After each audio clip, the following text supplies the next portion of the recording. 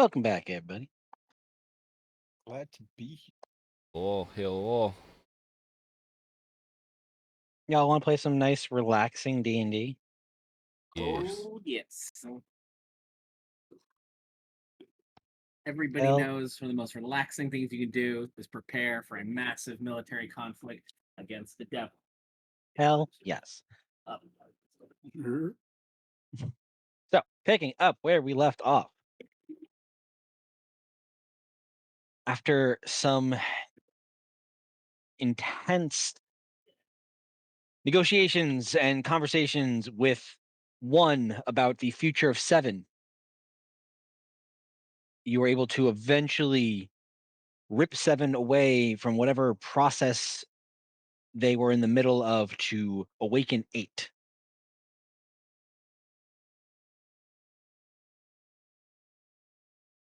As you conversed with one, seven knowing that you were awake, conscious, but missing pieces of you, your past, your history, your memories, the Hember seed itself ripped from your body. You talk to one about what is to come, what has come before, how many different wars have been enacted since the start of all of this. And as the conversation grew more intense and more elaboration about the history of this world, your conversation was cut short as a jagged piece of metal found its way through one's torso, leaving them limp on the ground at the end of the arm of eight.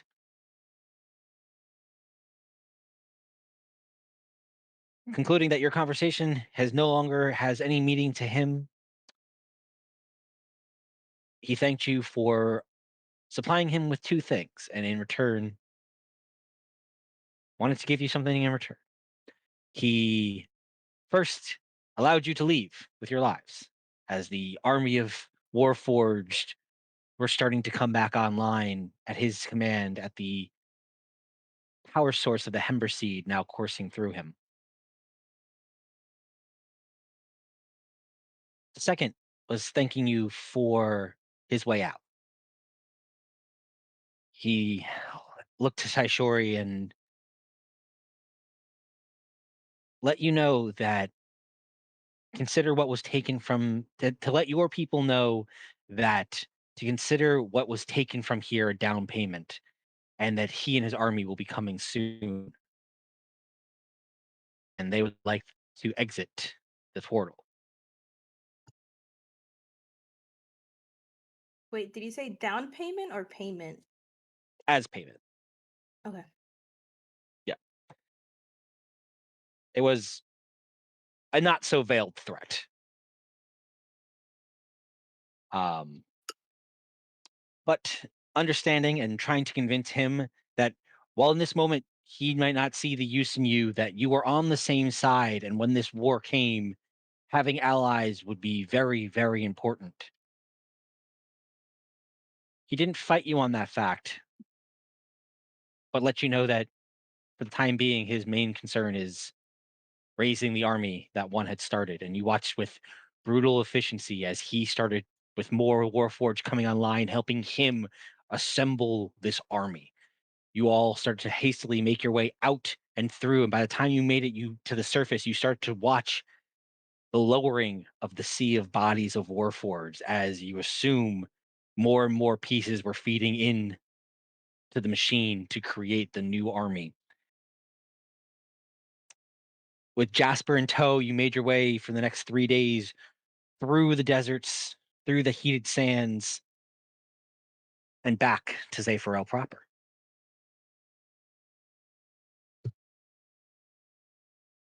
So it's about midday. We pick back up here. It's been about a week since you first left. Yeah. For the sake of this, for today, what is your immediate response? What would you like to do in this moment? You have returned safely. It's about mid afternoon. The town is yours. You have things to do, people to check in with. Is there anything you wish to accomplish here? Check on Suji. I think we should all, well, good point. But I think we should all sit down with Zaishori and figure out what topic she needs to present to the get those materials from the Zephyr library. Yeah. And also what topics you guys would like to have research. I have 12 pieces of paper. Or 8. I gotta check.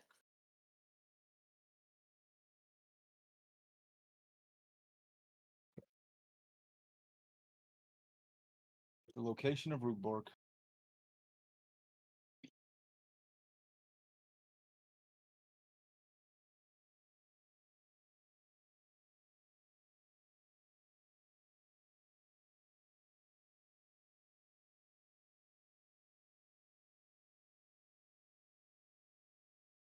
I want to check in with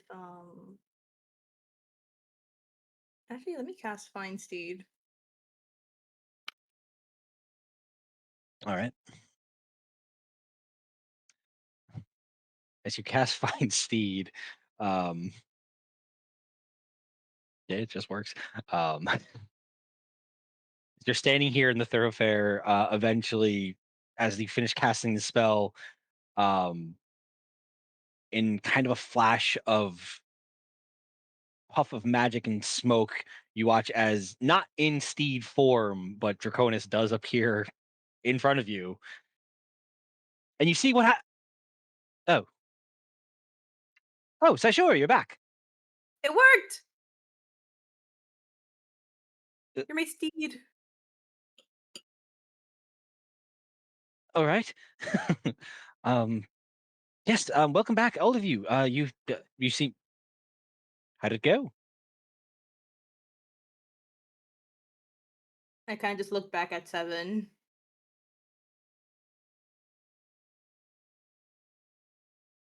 Good news and bad news. That seems to be how it goes around here.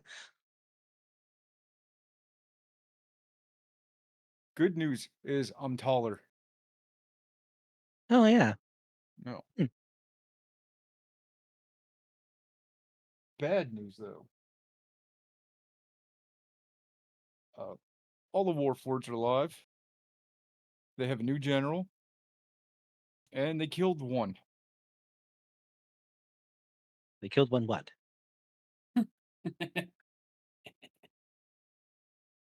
8 killed one. No, 7, 8, 9. I unfortunately did not. Kind of Huh. predicted the future. Yeah. 9 shouldn't be back. Shouldn't be a 9 for what? 1500 years? 1600 years? Saishori, I am dreadfully lost right now.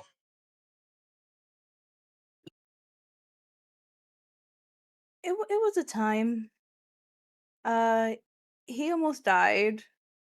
We found a sea of warforges. Dead ones, unfortunately, which then came back to life. It's a long story, honestly, but he almost died. But he's here now, and now there's this guy called 8, not 8, 8, 8. 8, and he's very powerful, and he kind of threatened me.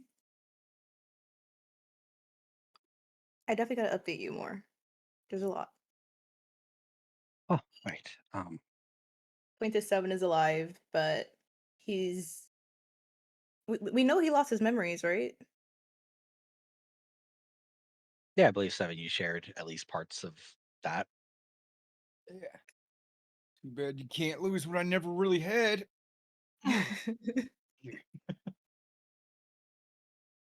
He's a little Yeah. weaker now, Yeah. and his memory's kind of not the same. No, it's the same.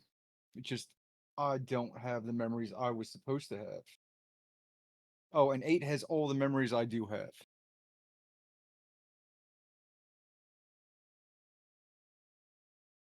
Yeah.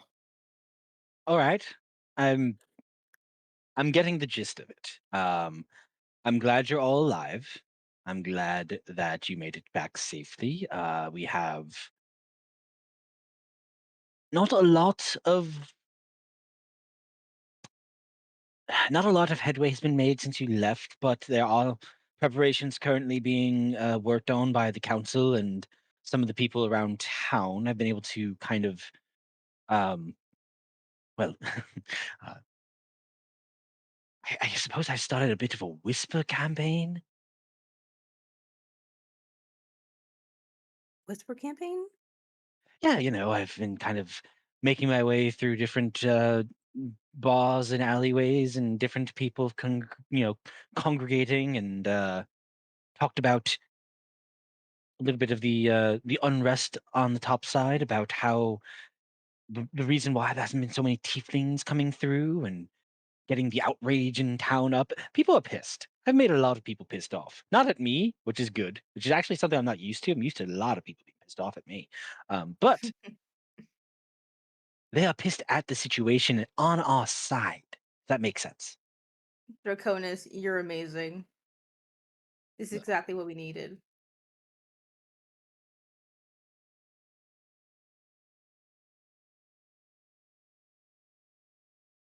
But yes, is there anything else I can do for you right now?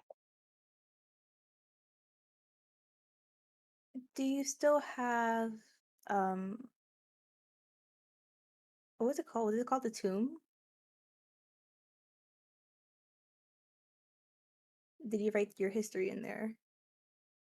Oh, yeah. I mean, I've jotted down what I could remember so far. It's not much, and it's not in a. How do I put this? Um, it doesn't make a cohesive story. If that's like, I have bits and pieces that like jump around, I suppose. But it's what I have. It's not a lot, but it's something. That's okay. Keep it on you for now. Have you seen Suji around? No, I haven't. I know he's outside town working at one of the forges, but he hasn't been back around this way since you left. Okay. So what headway were you able to make with the council on the whole attack, if they made any? So, so far, nothing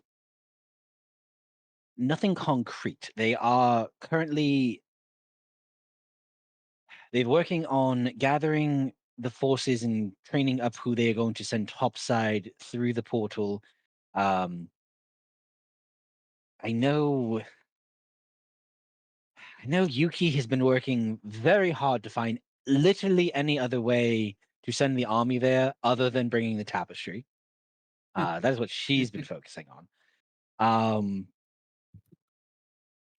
I've met with Ruxus a couple of times. He seems very much on our side. Honestly, he's tired of how shittily our people have been treated, and is looking to crack some skulls, I believe is the way he puts it.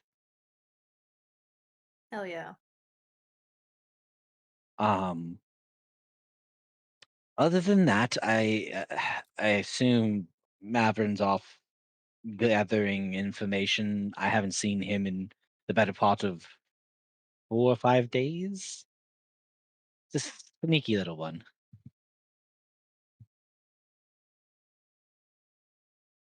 Ooh, do me a favor. Can you keep this in mind for me? There's something very, very, very important I have to tell the council.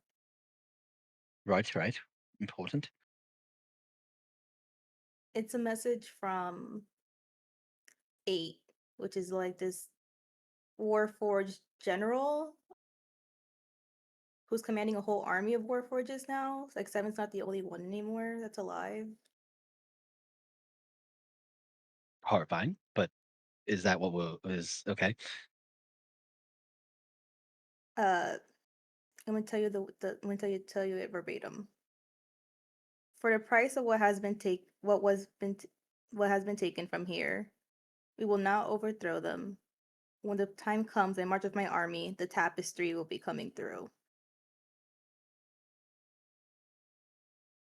Very important. That is certainly important and definitely a threat. Yep.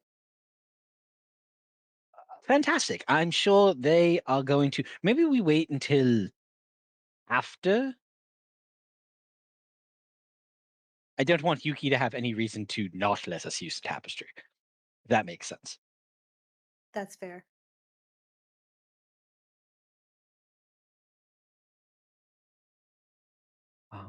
But wow, yeah, it sounds like you've all been very busy this last week.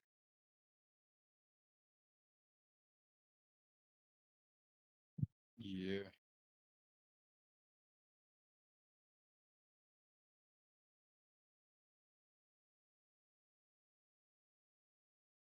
Are we? Sorry, my bad. Are we all involved in this conversation?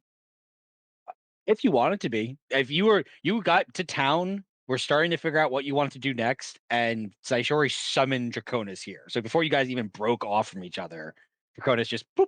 Got it. So speaking, I'm gonna try to bring everyone closer, quiet. Speaking of that, do you plan to tell the council of this business with 8? Not to dissuade you. I don't know the right answer, but as he said, Yuki's already trying to find a way to bring the army in without the tapestry. If we explain to them that this tapestry is even more important than they already know it to be,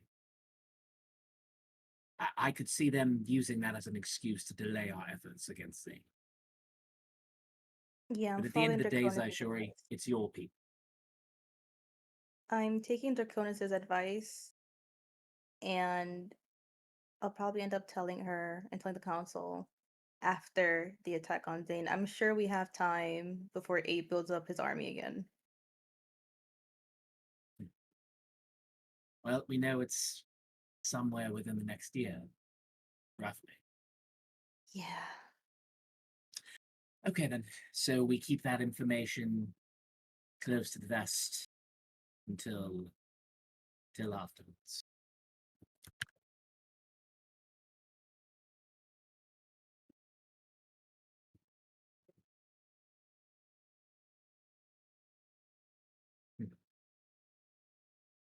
So, shall we track down Suji before we start writing out our request to the library? I think so. Just to keep him updated. I know there's a lot we definitely gone through. A lot to explain to him. Yeah, a lot to tell him. Tinkers, you've got this, right? You're going to tell him everything that happened? All right, so here's what happened. I want Tinkers But- to do like the Lewis style MCU Yeah. recap. But yeah, I think we should check in on him just in case, just to make sure he's good. DM, I forgot to bring this up, but I remember I specifically told Suji I would do this. Is it possible that on the 3 days travel back here, I put together some initial sketches for a mechanism, what I had discussed, that could potentially conceal, constrict, and then very quickly unload and make active the tapestry? I'm thinking some sort of spring-loaded mechanism that would like roll the thing. Like I have a very general idea of like what I'm thinking about. Question is, would the 3 days be enough for some sketch work I could bring Suji's way? I would say you definitely have ideas and thoughts. Nothing concrete. That would definitely be a downtime activity. Okay, fair. Oh, so you saw what I was doing there. I was trying to save my downtime. Mm-hmm. Fair enough. Ravi also keeps forgetting about Seven's magic paint. Yeah, but that's good in the sense of like, yeah, it can create But I think this is something that would need to be very fine-tuned. Like I'm not sure if the paint would do it. It's a thought. Or maybe Yeah. like the paint could do a part of it. But anyway, all right, we'll talk about the depth. We'll make quick little things. Parts that would take too long to physically make. I could.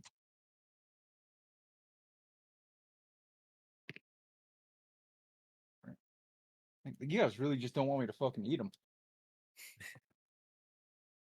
Guys, think about your topics. I'm gonna have to boil mine down. I'm already at like half of Zaisuri's sheets just with what I want to ask for myself.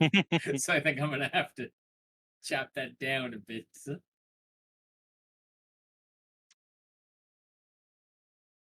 What are you doing over there, Belution? So I overheard the conversation, so it changed my thoughts a little bit on like not telling the elders about everything right away.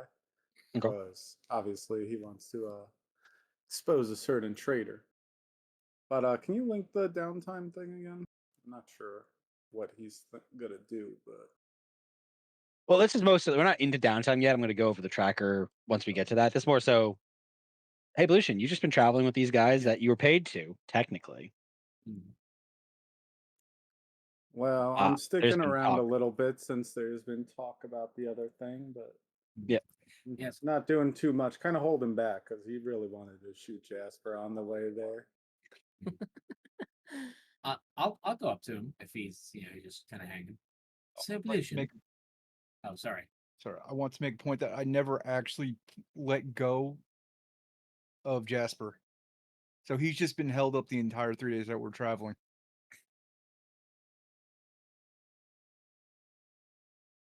Seems uncomfortable. Can you put me down now?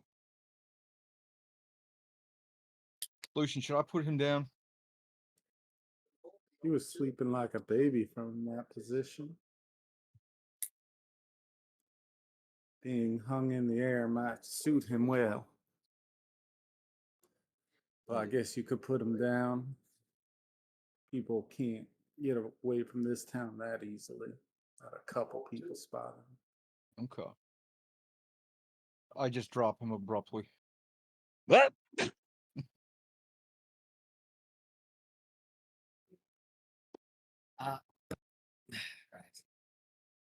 Lucian. Wait, at this point, DM, sorry, remind me. We're 3 weeks out? No. It'd be like 2 weeks out now, right? Correct. Yep. So, Lucian, I don't know if you've had any more time to think on the last few days of the journey, but if you'd like to engage in that mercenary contract, it's going to be 2 weeks until our assault. I was vague about the details before, but I respect the help you've given us, and I would like to not mince words. We're going up against an extremely dangerous entity. This is someone who killed one of the most powerful fighters I've personally met in front of me. We are much better equipped this time around, all of us individually and with the help of a tiefling elf. But I just wanted you to have the facts if you plan to put your life on the risk for, this mercenary contract.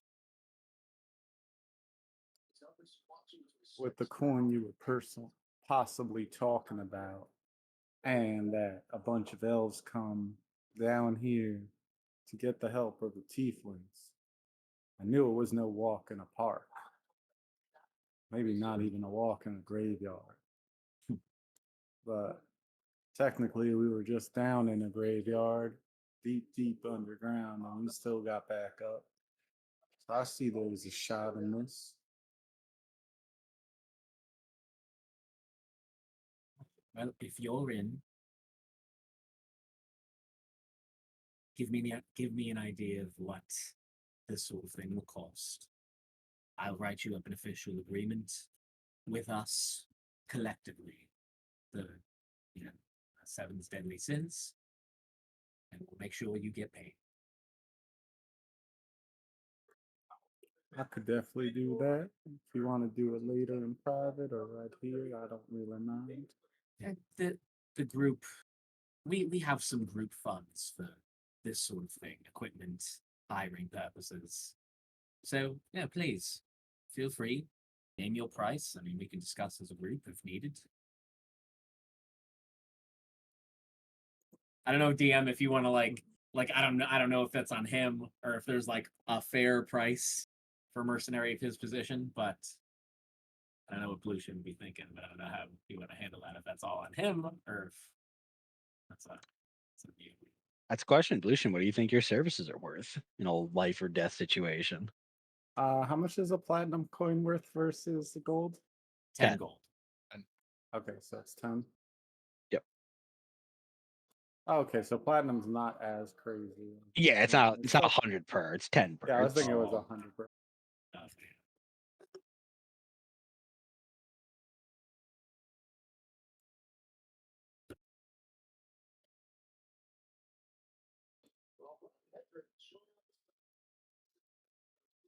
Honestly, I think I might be asking too little,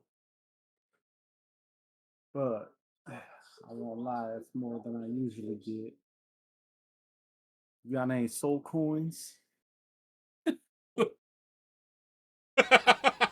What? What? Why exactly? You guys don't know. I didn't expect that. I could do it. I'm literally risking my life. This is putting everything on there.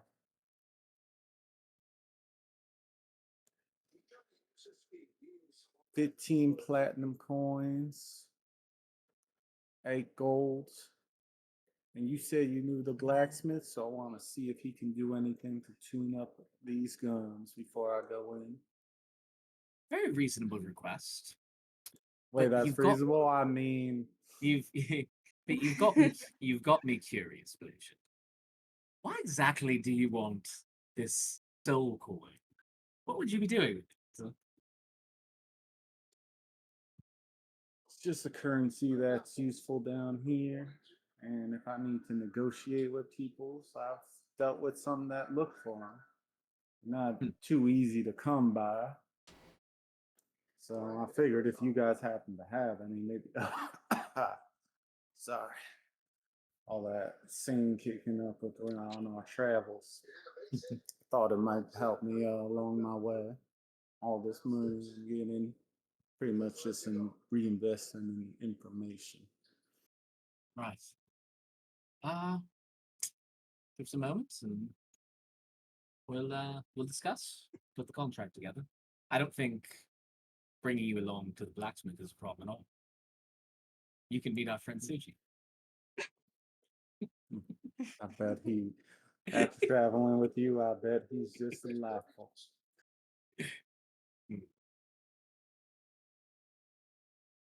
I will kind of go back to the group. Just kind of like lean in, whisper. Seems reasonable for another hired gun. Anyone have any problems with that? Not the soul coin. I think I'd like to hang on to those, but the very specific 15 platinum, 8 gold feels fine. That's a weird number. Normally I'd negotiate, but it was so specific. I feel like he must truly need exactly that much. That now. It's fine. Right. I'll write up can the afford it. contract. Yes, I think so too. Lucian, your services are approved. I'll have a contract written up for you by later, and we'll give you payment in advance as a sign of good faith. All of them ahead of time. So I was thinking of adding a couple clauses, which, obviously I don't want to fight to my death if needed. But, if you want to give 5 platinum now, probably might help out. But pretty much that ahead of time and some stipulations for potential safety on my end. Not like you protecting me, but more so, if the heat gets too hot, I might be able to get out of there and still get the payment. Sounds good to me. Well, we'll figure it out. I've never dealt with such a high profile case. Not too many crazy things that go down here. I think a reasonable point, and I'd be happy to include this in the language, is if we're running, you, of course, can also. If we retreat, you retreat. But yes, we'll hammer out the details. Sounds good to me. Guys must have pretty big pockets if you gotta be paying all the tieflings this, but we'll see how it goes. Nope. The tieflings are part of the army who's doing this for the defense of their people. That said, maybe don't mention the fact that we're paying you. This is, you were part of, for all intents and purposes, Seven's deadly sins. I'm actually quite honored by that. But sounds good. We'll hammer out the details shortly. We'll hopefully get on to victory against whichever thing you're fighting. Like, good way to put it. Uh, everyone ready to go to the blacksmith? Sure. Yep. All good.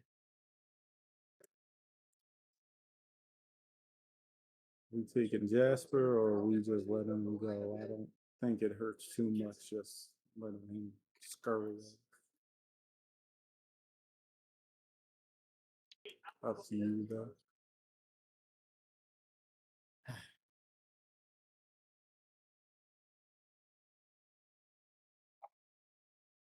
DM, can you write death clauses into contracts or no?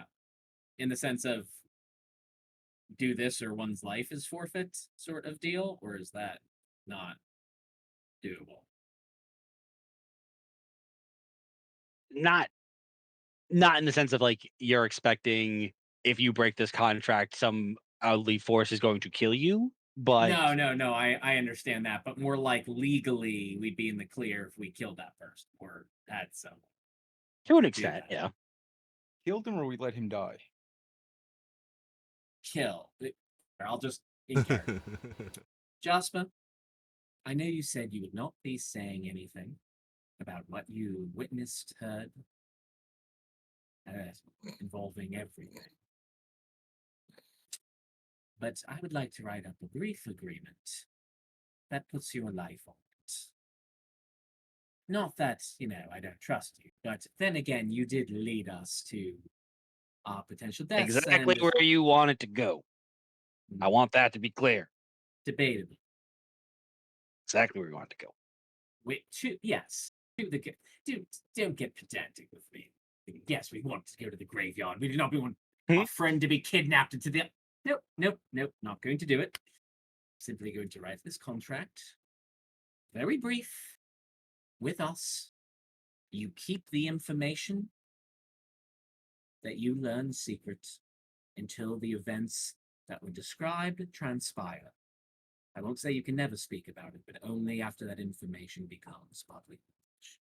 Until then, if you forfeit your secrecy, you forfeit your life. I'll be clear. Yes. I think that's serviceable. Right then. I will take out the blood pen and I will write a short contract stating exactly that. Referencing the events from the specific, I don't know if there's a formal name to the location. If not, I would just be much more descriptive in terms of, because I don't want to write out the exact things that actually happened. I will say the events that occurred at this location may not be spoken about with any. And I will hand that over to Jasper. Reads it over. Yep. Cool. Starts to sign it. I just want once again say Vinteth propositioned me. But here you go. He did. He did. I will sign and put that away. Look at Jasper and say, best of luck out there, Jasper.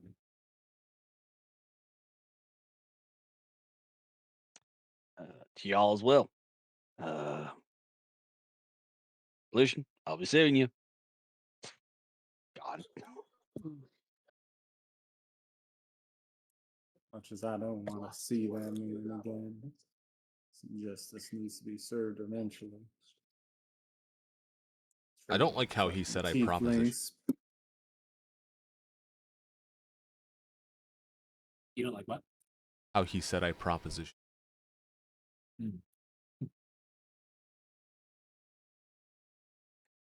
I mean, I guess you're the only reason I ever got on this job in the first place, Mr. Vinte. Well, welcome aboard. I have a question for you, though, Blution. Why specifically 15 platinum, 8 gold? You know, I wanted some platinum and I wanted some gold, and I thought they were a high amount. You think I should ask for more? It's just a very specific amount. No other reason. Just very specific. If I'm gonna be blaming, I saw you passing around 20 platinum before, handing a bunch of golds. 75% of the platinum I saw is more than I pretty much ever saw. Seemed like a pretty high offer. I feel like I undershot myself based on how quickly you guys accepted, but no counter offer or anything. But you know, based on my status, you know, that'll bring me pretty far around here. No, I understand it's a decent chunk. It just seemed like a very odd number. Don't know why. Are you sure there's no significance behind what amounts to 158 gold at all? If you want to make it easier, let's just make it 20 platinum, 20 gold, and let's just move it.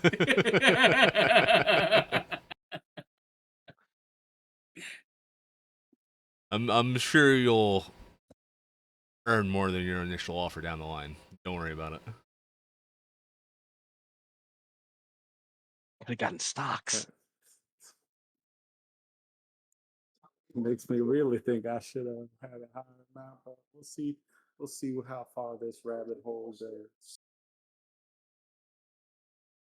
Put it this way, none of us have a guaranteed salary, so you're doing better than we are. I highly doubt that. Blution ain't no fool. I mean, to be fair though, none of us are guaranteed a salary. It's just we split That's what true. we just split what we get. True, but he's met Valir. He smells the money. So, True. That robot's wearing something that might be more than my net worth. Sorry about that. That's a joke. He ain't wrong. I'm wearing a lot. What do you mean by that? Your outfit is extremely well tailored. All of your clothes are pretty nice, but I mean the weaponry, whatever that mantle is, why? Oh, the mantle was free. Okay, so you just literally ripped up a frog and put it in. Yes. But still, it's definitely a bit nicer than some of the people look around here. Not always. Sometimes people go for scraps, okay? Why people were literally at the Warforged graveyard all the time. You definitely don't get a gold for doing that once, twice, or even 10 times.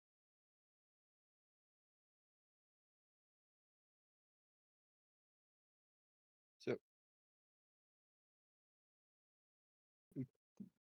Those parts are cheap. I mean, while the Tiefling town is pretty big, there's not much more outside this town. There's some people who've gone a bit outside the skirts. Maybe some people who stay in hiding that are a little more wanted or just don't like the sass of others. And there's only so much people. There's only so much money coming and going.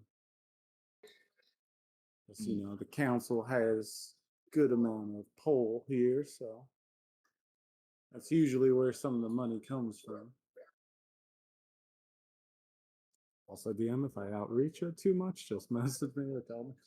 No, you're going good, man. All right, cool. Run with it.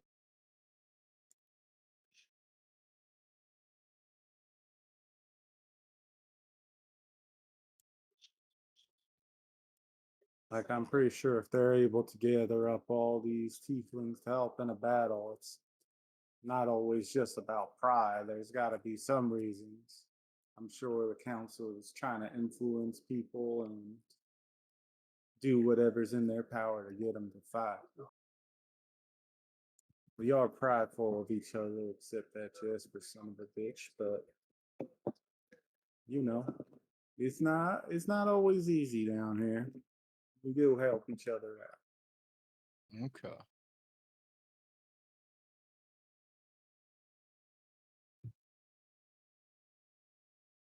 Like, why pay a gold when you could pay a copper? So do you want 15 copper instead? We already agreed on 2020. So let's just move on past that. But there's a lot going on down here. Let's go check out that blacksmith. Right.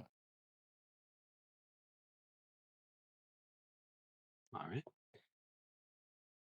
So y'all make your way through town and just a bit outside of it, following the path that you once traveled, a few of you did, to the small blacksmith hut right on the lava flow, an hour or so outside of town.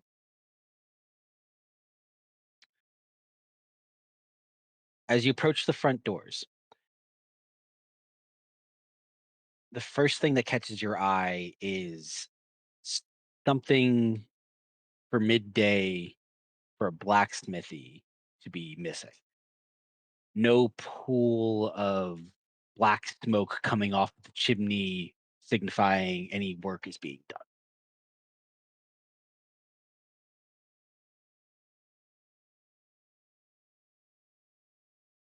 No.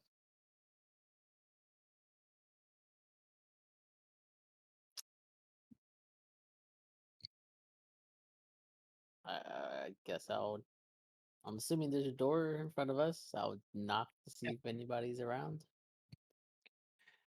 As you approach the front door and go to knock, you notice a piece of parchment kind of hung to the front door.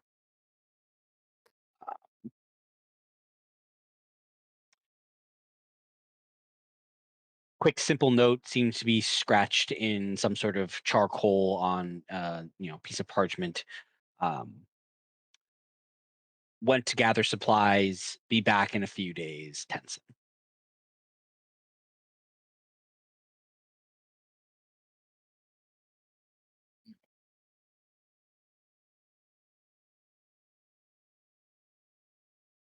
I relay that to the group. Yeah. It seems Tenson's not here and won't be back for a couple days. I don't know. Yeah, I got nothing. I don't know how long ago he put this up. If he took Suji, if Suji's around.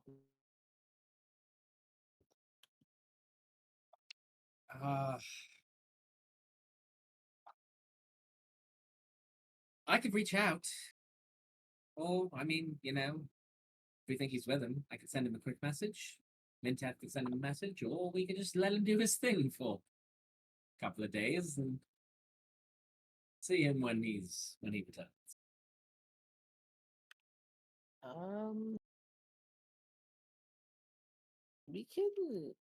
We can reach out. That way, we just don't keep kind of coming here every other day to see if he's back or anything like that. So that way, you have a better timeline of when to return. We can focus on other things in the meantime. I'll Vintav, you wanna send him a message? Sure. I'll try to find Suji. You know what? Where you at, dog? The whole city behind us. I'll just simply be like, we traveled to the blacksmith to get you, and you're not here. Where'd you go? XOXO Vinta. Okay. Jump cutting to Suji. Suji, you and Tenson have been working for the better part of a couple days. You had a couple projects that you were helping him with, and a couple things that you want to work on your own, which we'll get to the results of those during the downtime activities. Having completed a lot of the work and having not heard from your friends yet, Tenson had told you about essentially there is a small, it's not really a mine, but it's like a place where he usually goes to like salvage and mine like raw materials. And he's like, hey, we could go out that way, and if get a couple things, should be back in a 2 or 3 days if you're interested. Oh, actually gathering raw material. Usually I use 7 to get that, but it sounds pretty awesome. Yeah, it's nice to get your hands dirty once in a while, right? Yeah, like it's been very enjoyable using the Forge the past few days. I've been craving for the Forge, but now I'm craving for the mines. I yearn for it. Well, So what kind of materials are usually down there? Like what ores? different ores. See, some of the stuff that we've been using on kind of points to like the swords and the shield that you were kind of like working on. If we're lucky, we might find some obsidian, maybe some adamantine. If we're really lucky, it's been a while since I needed that. Um, Oh, should we craft our own tools before we go out? I mean, I Can have make a tools. check the tools. I'm satisfied with their quality. Okay, yeah, let's go out there. Let's just leave them a piece of paper. Yeah. If you don't mind writing it, my handwriting's not. Technically, my handwriting can be really good, but I kind of prefer it to look a little shitty sometimes. Not a problem. I'm used to it. So yeah, he jots a quick note, staple, like stabs it into the front of the door. That was probably a day and a half ago. You were in the mines. He's helping you kind of like identify veins of different ores and minerals and things that you can harvest to use for, will require some smelting, some, actual work in the forge to make it into either ore, ingots, or things like that. But he teaches you like the actual mining process of like gathering these materials. Somewhere probably, like I said, a day and a half after you left, you get a message in your head from Vintev.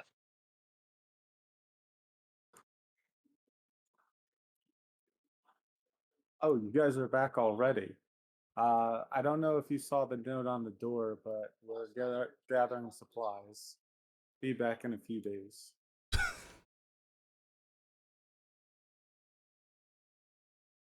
I'm just gonna turn around and deadpan look at Robbie and be like, well, that was fucking useless. Did he? What did he tell you? I'm just gonna facepalm and then point at the note. Oh, so the exact same thing, right? Okay. Well, at least we still learned something. We learned he left recently. Therefore, it's another few days. All right. Let's figure out what we're sending the library.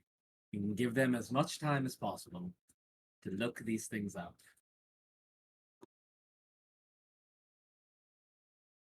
All right. Easy enough. You all make your way back to town. Grab a couple rooms or a room or two over at the Lava Hearth Tavern. A place for you guys to set up as home base for at least the next couple of days, week, 2 weeks. You can guy, days in advance if you wish. Um,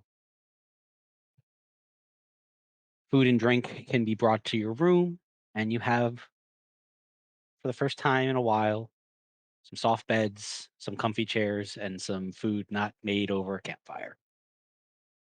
But your room is yours to have a discussion and figure out what happens next for Seven Deadly Sins. And while you discuss that, I'm going to run to the bathroom. Okay.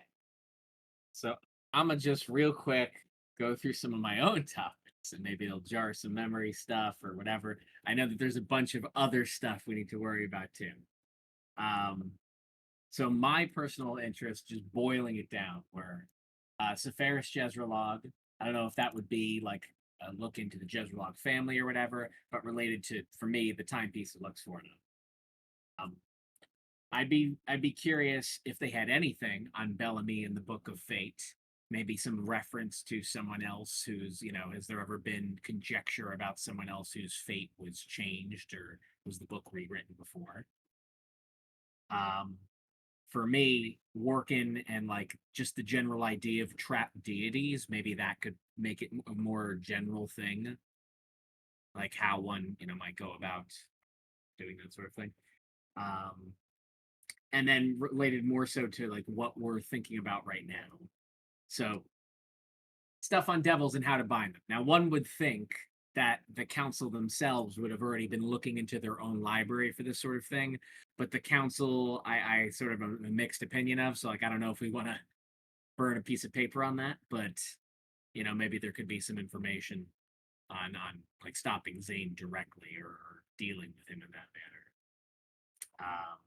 And then because it is related, if I only have one choice, it's going to be this for myself, and it would be um, the cylinder, the staff piece, the rod piece I have. When I had read the tome about this, it talked about pieces of the last Chaos War, with everything that we've been learning about the last time the gods and their entities were here, loose facts and details, but somehow this rod is, again, the staff was involved. So I'm curious about the other pieces of it, and locating them, where they might have gone. Any other conjecture surrounding the war, but specifically referencing this weapon. Right. Anyway, Is that everything? yeah, well, not concerning so many of the outside of that topics for this whole group. But yeah, so if I'm voting for one for myself, it'd be about that staff from the Chaos. Okay, so the cylinder slash staff. Mm-hmm. It was referenced in 7 pieces scattered through Falfir. At the moment, I don't have a name associated with the artifact or the entity that held the artifact in.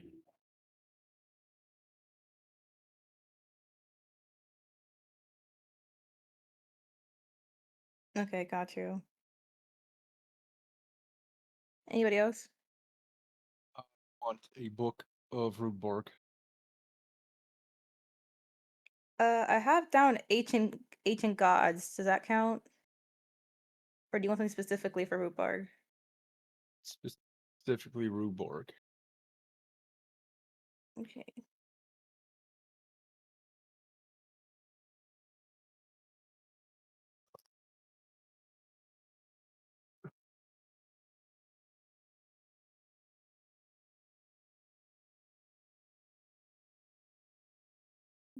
Okay, anybody else? I had thoughts about possibly any information on if it's possible about deities that were here before something's arrived. I So had a bunch of other that's more things. of what Saishori was saying with Yeah. with ancient deities, right? Exactly. The great old one. I guess Okay. just generally speaking, it could be an inquiry on ancient history, right? From our perspective. I also have down ancient relics concerning the timepiece of Lixorna and then the first sonnet, etc. I like that. That gives us the broad coverage for those. And I also have down ancient wars. Hmm. Or history of wars. I was also considering like info on the Shadowfell. I was gonna say, like, we could go that right. I mean, there are these other things from outside. I guess the question is, what are the tieflings most likely to know? And they've got the histories. So I'm not opposed to doing what Zaishuri is thinking about and really honing in on some of this like ancient info that only they might have with the deities, the relics. And I wasn't sure about the wars or if you wanted to make this something separate, but I was thinking to myself if maybe the tieflings would have any idea about, I don't know how to describe this exactly, like the use of chaos like this as magical fuel. Like, DM, do you understand what I'm trying to say? I don't know how Ravi would put this, and I would hope that Ravi would have a smarter way of putting this, but I think the general idea I'm trying to get to is we know that in some way this conflict is used to fuel, the next cycle in this world, or at least we speculate on that. And I'm trying to see like how I would go about researching that idea, the use of that sort of conflict and violence as like magical energy in some way. And The use of chaotic energy? I guess, yeah, is that simple enough, that could broad enough? Yeah, I mean, it's about what you've been told so far. That's comes the hard part of like trying to phrase the question, right? You can only go with how much information you've been given, Mhm. and that is the broad strokes of how you've been told this energy is used from the war.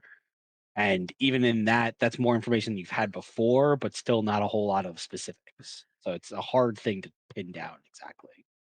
Mm. Uh, so then how about we forget that then and think about our own history? Like it why don't we see what info they have on the Grand Covenant? Yeah, I was gonna see like Roche. Oh, DM. They mentioned that their history goes way past like us. Did they tell us this specifically? Like, let's just for example say like, oh yeah, the year of what you know it starts here, but what we know is all the way back here. Like, um, I guess I don't know. It'd be worth looking into the very very beginning of what they know, like the start of their history. I don't know if that would be helpful at all to know, I guess, the beginnings of this world. I don't know. I'm just putting stuff out there. I don't know what everybody else thinks in the group. Like literally the earliest tiefling history they Like have. the original tieflings. That's what that's Well, what we'd be asking about. Huh? The yeah, first people? tieflings and how I guess the world was, because like we already know, like we gone through cycles of everything. So I just don't know. If we could read through that to see if we see any patterns or if the cycles are even written about.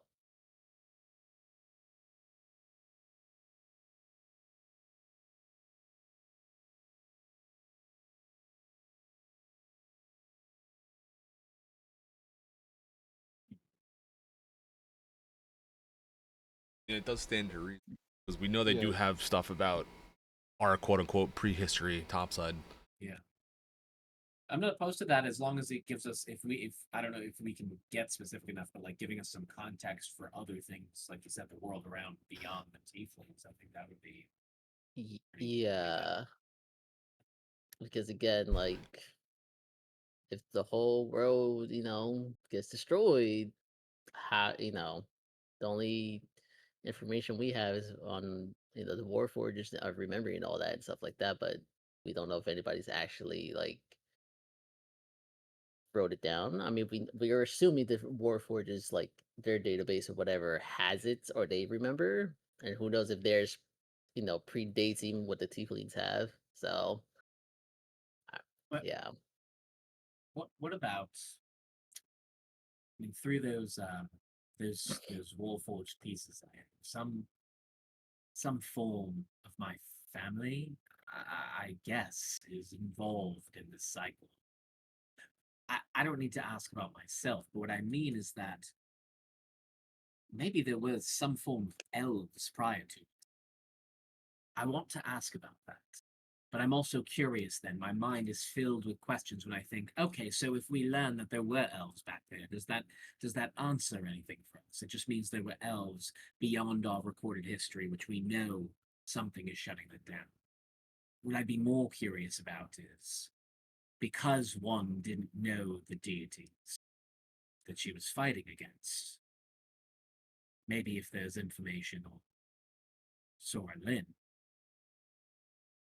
on Crowan, on those that created the inhabitants of this world, maybe we can learn if they were the ones who also created the prior cycles, elves, humans. Do we, now that you brought that up, would we want to try to figure out who the creator is? The one who created one? We know it's a human. We got a brief description of him.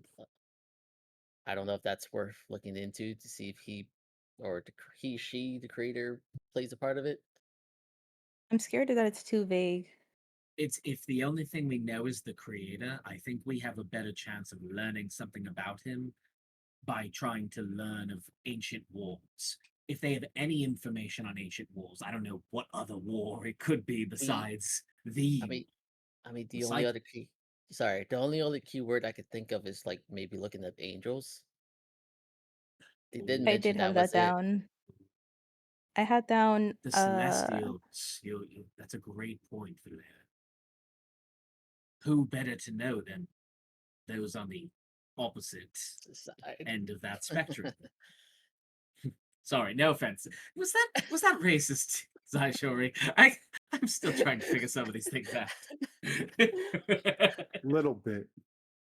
I mean, technically, by definition, though, heaven touched, devil touched, it's like, regardless. I think Notice, I said heaven touched and devil touched. I did not say good and bad, because if there's one thing I'm very unconvinced of, it's the good of any of these celestial touched beings. but I think maybe looking things up about angels might be a good start for at least the wars and possibly the creator. I don't know if So anybody if you have to else. make that into one topic, what would I the would words call it, be? I would call it celestial touched beings, just generally, as a topic. Anything they've got. Yeah. Yeah. I think Okay, that'll so cover it. celestials / angel beings, and maybe the planes that they reside in. Not celestial touched beings.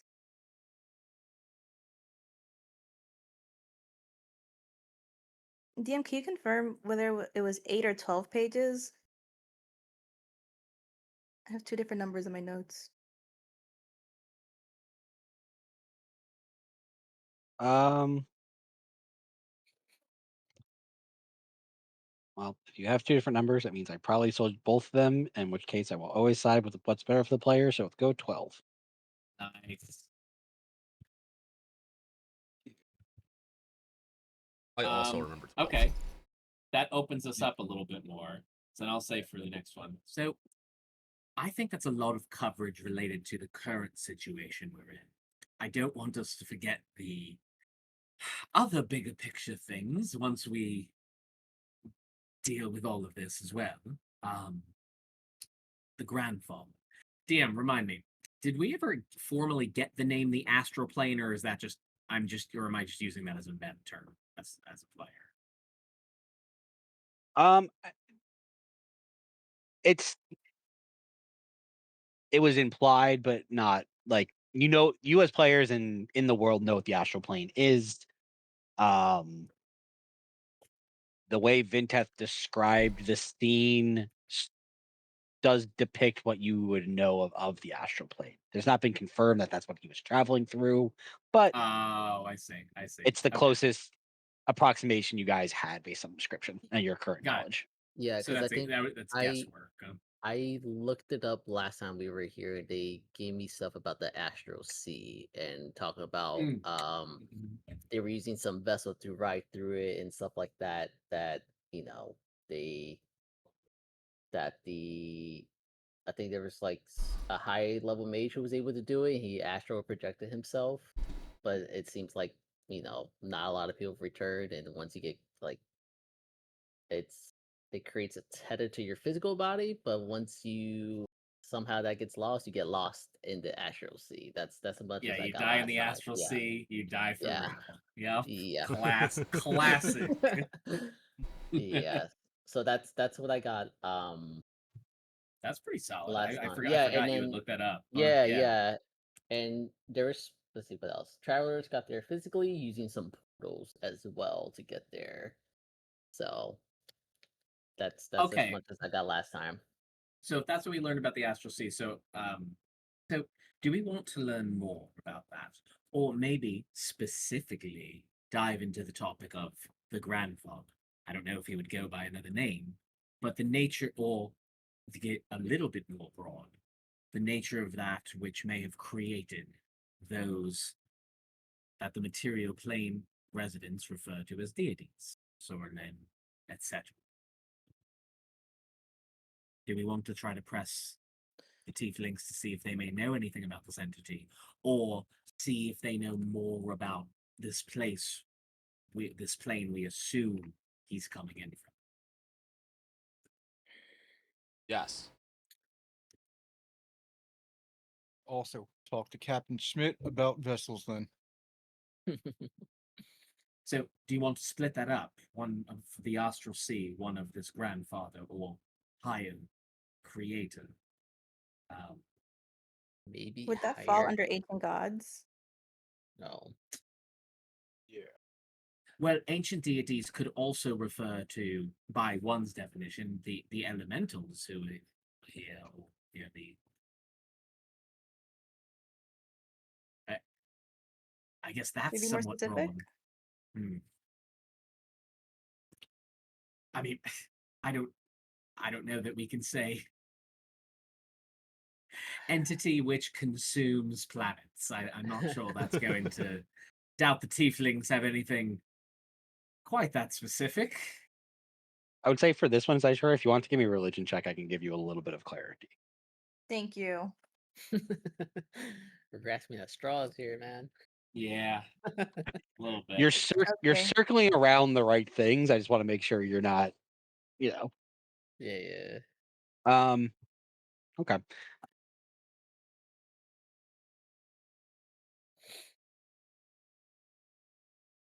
The first thing that probably comes to your mind is the fact that what is considered a deity is always relative to the place in which you are at. Mm. Uh, okay. The second thing I will give you is when you're specifically thinking about the grandfather, to kind of akin this to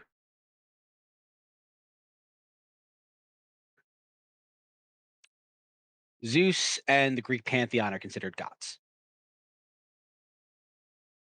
Zeus' father, Kronos, is considered a titan.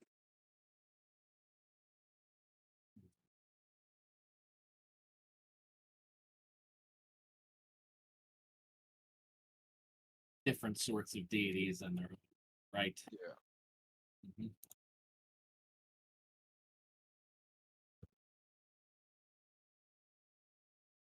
They're all just powerful dickheads to us.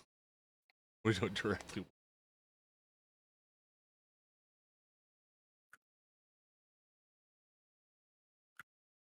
I wouldn't mind a topic on the astral sea.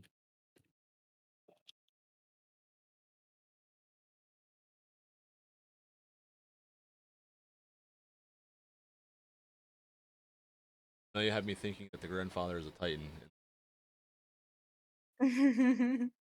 Yeah. One It's thing the I closest to akin it to, I suppose, is just Yeah. the idea. Okay, so this is what we have so far. Oh, otherworldly entity. If we want it to be more general than saying the grandfather. Do we want to forego ancient deities, or do you want that to be a separate topic? I mean, right now, even if we do both that, the astral sea, and the grandfather as separate topics, we're only at 9. I don't know how much high priority stuff we have, but we could keep putting things on and then eliminate a couple as we need to. If we get to 12, and then we have more. Wait, I'm right? The staff, the 7-piece staff from the War of Chaos, Rhubarb, ancient deities, ancient relics, ancient wars, original tieflings in history, celestial touched beings, the astral sea, and the grandfather. So we're at 9 if we were to keep everything and put all 7. I'm gonna put in the Jazzerlog family for myself. Oh yeah, that's good too.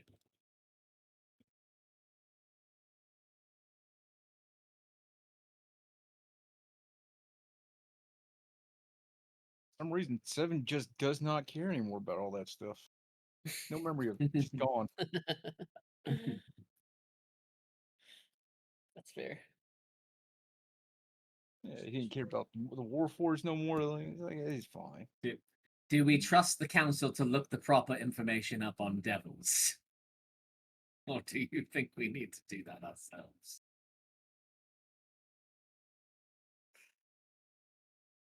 That's a hard one. I have a hard time trusting the council at the same time. Can't blame you.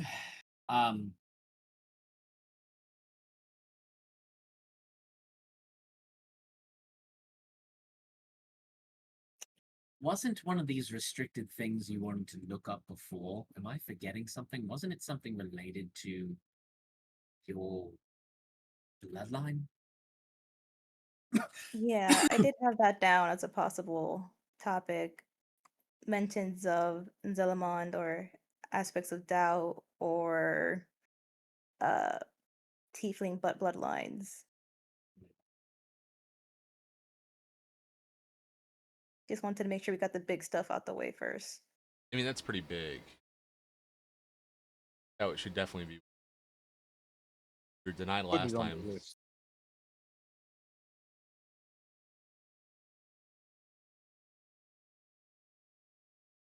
That puts us at how many now? If 11. with Jazzerlog family and your bloodline, that would be 11. Okay.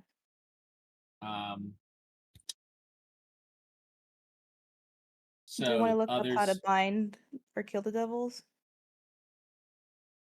yeah, with the devils it'd be 12. But they were also Yeah. already independently researching that.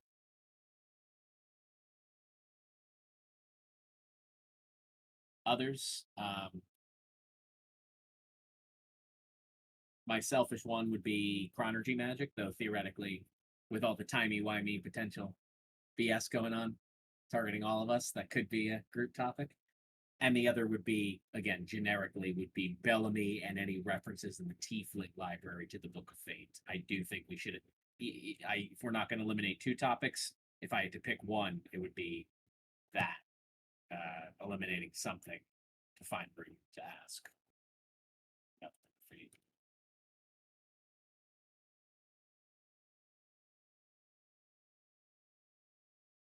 Guess we could give up Rudborg. I'm just gonna yell at him in my prayers because now I can be left alone. Also, Well, we are guys, we are I asking don't about know. all the deities, so if Yeah. there is info on Rootbark, he should be covered, hopefully. Yeah, then we can get rid of 7's one thing. Yeah, because I always want to be like Sword and Wind. This give me anything more. I have to have more about Sword and Wind, but I mean, again, do we want to be do we think all the ancient info is more important, or do we want to be selfish and eliminate 3 or 4 of these topics and do some individual topics? I think it's all Right. related. So hopefully Also, something just a comes. reminder. Just a reminder. You still have access to the actual Tiefling library here. These are just the questions you have to ask that might be in a restricted section in actual hell. Yeah, Hmm. Yeah. there's like special requests for ourselves. So let's stick to the ancient and hard to find shit. Yeah, that makes sense. That's the Mhm. stuff that the tieflings are going to be hiding. Yeah. All right, so just final review on 12 topics, assuming we're still reviewing the devil ones. The 7-piece staff, the Book of Fate, ancient deities, relics, wars, the original tieflings and their history, celestial touch beings, the astral sea, the grandfather or other worldly entities in general, the Jazerlog family, Saishuri's bloodline, any reference to Zelemons, and devils. Devils for dummies and how to stop them. And, hopefully they got one of those. And that's our 12. Demons, cough, cough. Oh, sorry, demons. My bad. Do we Damn think it. that the demons are going to be in a restricted area, or do you think we could find that generally?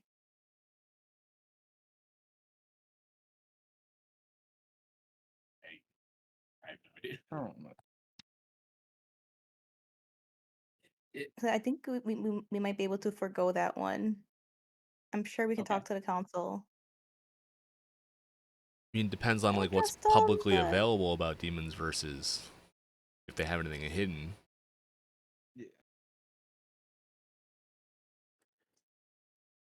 I know you guys are all gathering up all your ideas, but libraries really aren't my cup of tea.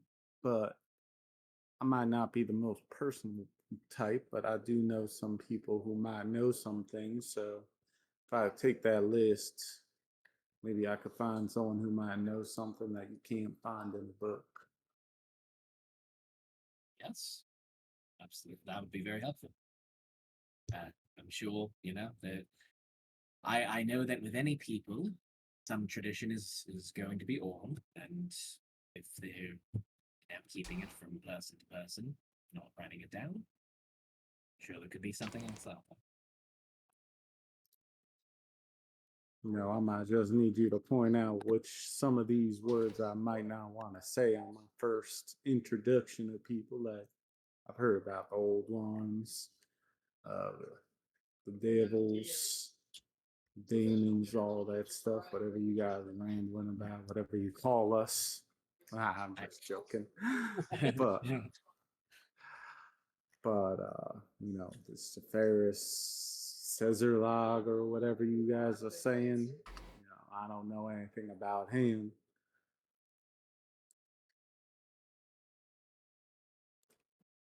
But yeah, right, give me the list, tell me what to say, not to say at first, and I'll go ask some people around town. I can give you a copy of the list. Mm-hmm. Sounds good, surely. On normal non-council paper. Yes. Yep. Hmm.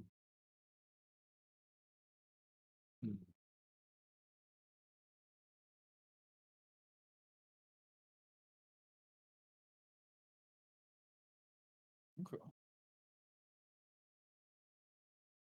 Good. Well, if we again just thinking more generally instead of specifically the moment around you, ancient magic could be an interesting topic. Intimate. Hmm.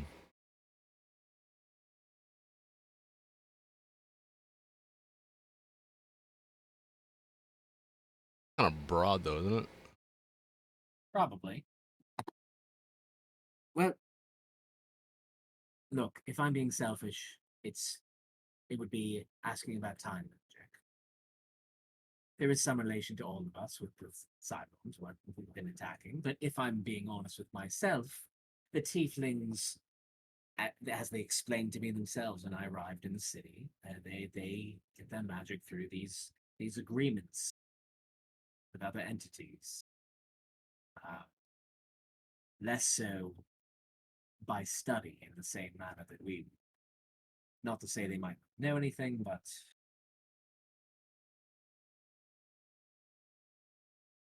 I'd like to put a stop to these things trying to kill us sooner rather than later.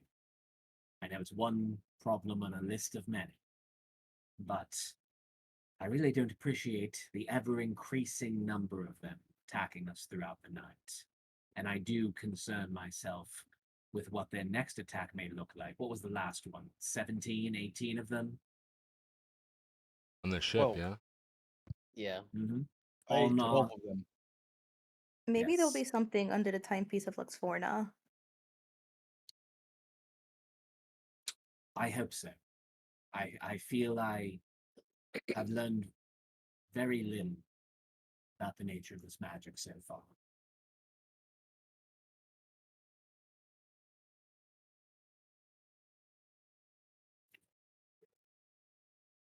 So, are we sticking with demons for our 12th then?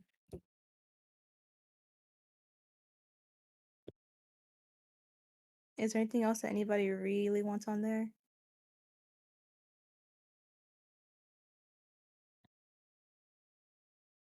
I'm good with the list. I was considering anything to do with the Shadowfell, how it might relate to the giant fucking crater, but Could be useful to get info about the Shadowfell. I think we can forgo the devils. Yep. Yeah, I feel like I can try Okay. and find more info of that on my own. And the demons. Okay. Demons. Yeah, sorry, I'm trying to because I kept doing it. Demons. Demons. Then we walk into the council meeting. Hello, demons. I mean, shit. All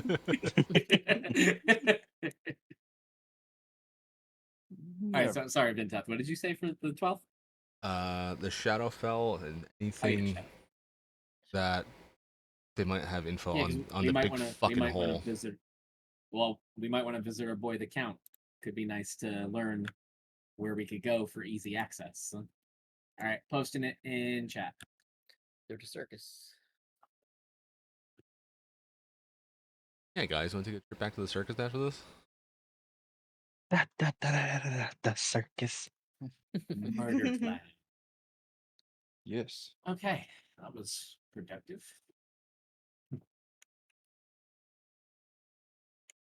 lot of potential. Like, there's nothing related to our other. I guess the last thing would be there's nothing related to our other personal problems that we really feel like the tieflings, like ancient knowledge, would help with. Like Valir, with like your stuff. Like, do you feel like there's anything related to your family's problems that you might be able to, that, you know, that we could No. replace one of these topics with? I don't think so, because the only thing right now will be, for instance, Gall, my half brother, but I don't think they'll have any information on him like that. Yeah, probably not. Yeah, we know. trust me, that's roughly where he is. it's been in the back of my head since we first got here. Other than that, I don't. In my end, there's. I mean, we know about the Spider Queen. We all know that for instance, Gall again. We know where he is. Yep. At least we yeah. The last time we heard. Other than that, like I don't think there's anything else aside from my sister's insignia being on these cloths, but that seems like future us problem, literally. So yeah, I'm I think I'm good with what we have so far.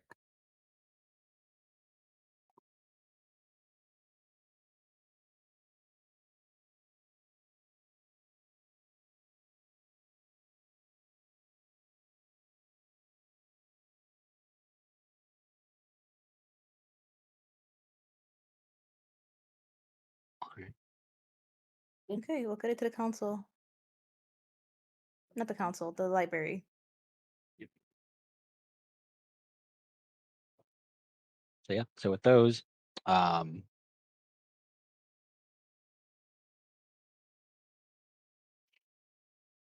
Say sure as you have the paper. I will allow you. Brad has posted all of them in chat. I will allow you to DM them to me how you wish, if there's any changes you wish to make, or if there's anything you wish to add to them.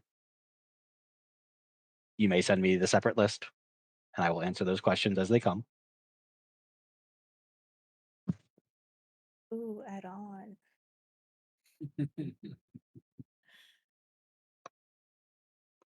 Okay, I'll think about it. So it probably takes you all the better part of the rest of that day discussing all these topics, figuring out what you want to ask, getting the wording down, and Saishori, you one after another, writing off the requests to the council to research for you in the lower library.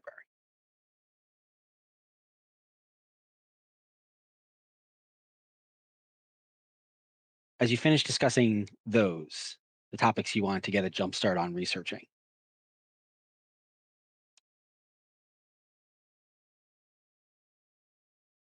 you have about 2 weeks. 2 weeks of time before the agreed upon situation to meet with the council to form your attack, your assault on Zane and his mountain stronghold.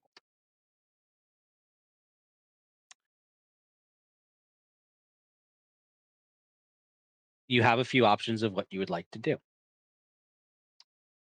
course, you have 2 weeks. You have travel that you can do, you have places you could go, you have other things you could do in the meantime. You can spend your 2 weeks here doing research, and that's when we will discuss the potential for downtime. This will be the first time this group has officially gotten to use the downtime tracker, which we will then go over if you decide to go that route. If there are smaller excursions that you want to do, like if you're trying to like, oh, we're going to run out and do this or that, the other thing, obviously we wouldn't be doing downtime trackers. We would be doing actual, side quest essentially. Um, Now, just kind of give you an idea, the downtime tracker is not necessarily just, oh, it's constant research and study and things like that. It is improving your relationships with each other or NPCs. It is a little bit of doing research. There's ability for crafting for those of you that have skills and proficiencies in those. There are the ability to improve skills that you have or would like to have. Like if you want to start training to become more perceptive or more stealthy or more versed in the arcane. If you want to learn new languages, new skills with tools, this is kind of downtime is your time to make your characters the way, like doing, things that you want to do to improve yourselves, as well as research and other things. But it is up to you as a group whether or not you would like to if there's any other major business you would like to take care of, or if you would rather head into a period of downtime.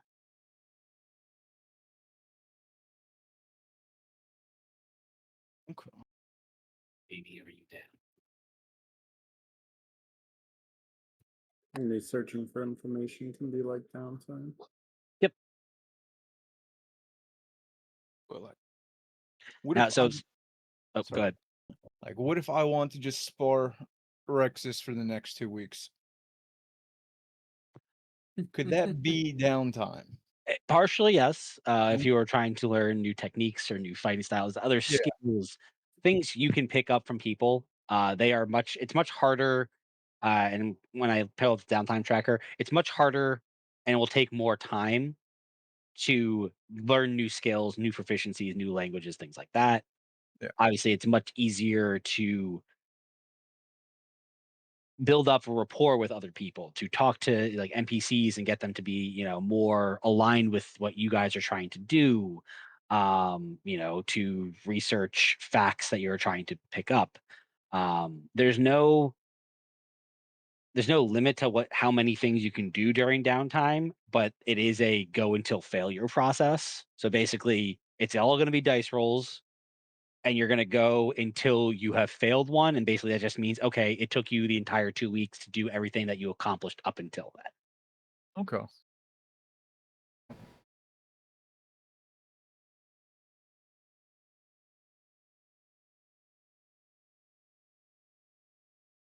I like this. So I can train to have more perception. You can. It will take a while. I'm gonna go through. You know what? Let's maybe make this easier. Yeah, I'm gonna go through the whole do the downtime tracker. rules. Yeah. So I'm That's gonna pull up good. the downtime tracker just to show you all as we go through it. The top part of this is hard and fast. The bottom part is more suggestions.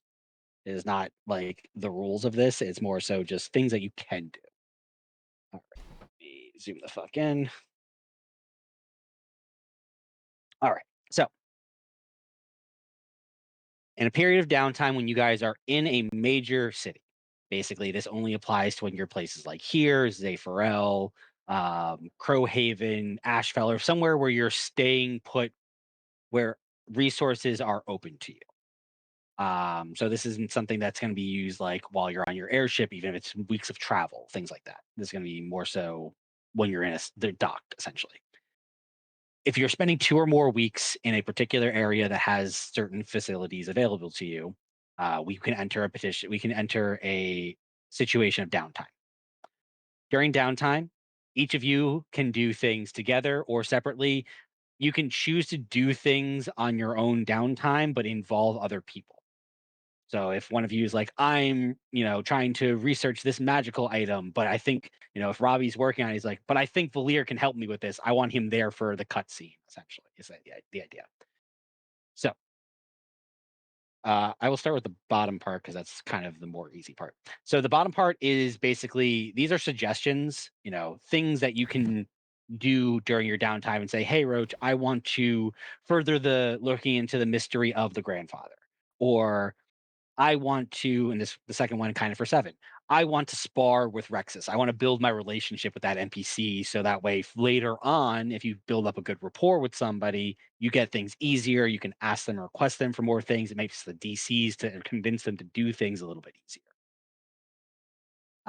Politics, obviously, that could be a combination of anything. Politics could be part of what Draconis was doing, the Whisper campaign to get people on your side, or influencing one of the elders to help them kind of vote your way. That's a little bit half relationships, half politics there. Talking to the people and the people around the town, trying to get them to rally to a cause.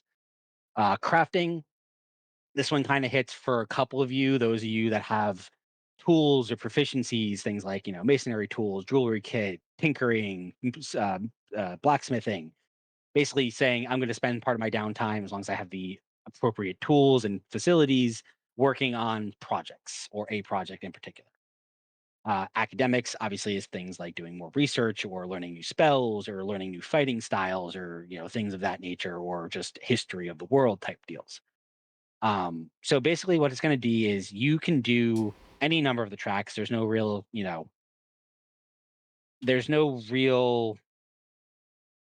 you have to do one of each, or you can't do the same thing.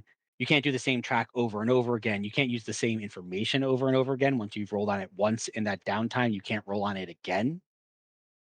So if you make the check, you pass your, mystery check rolling on the grandfather, doing it a second time isn't going to get you any new information at that downtime.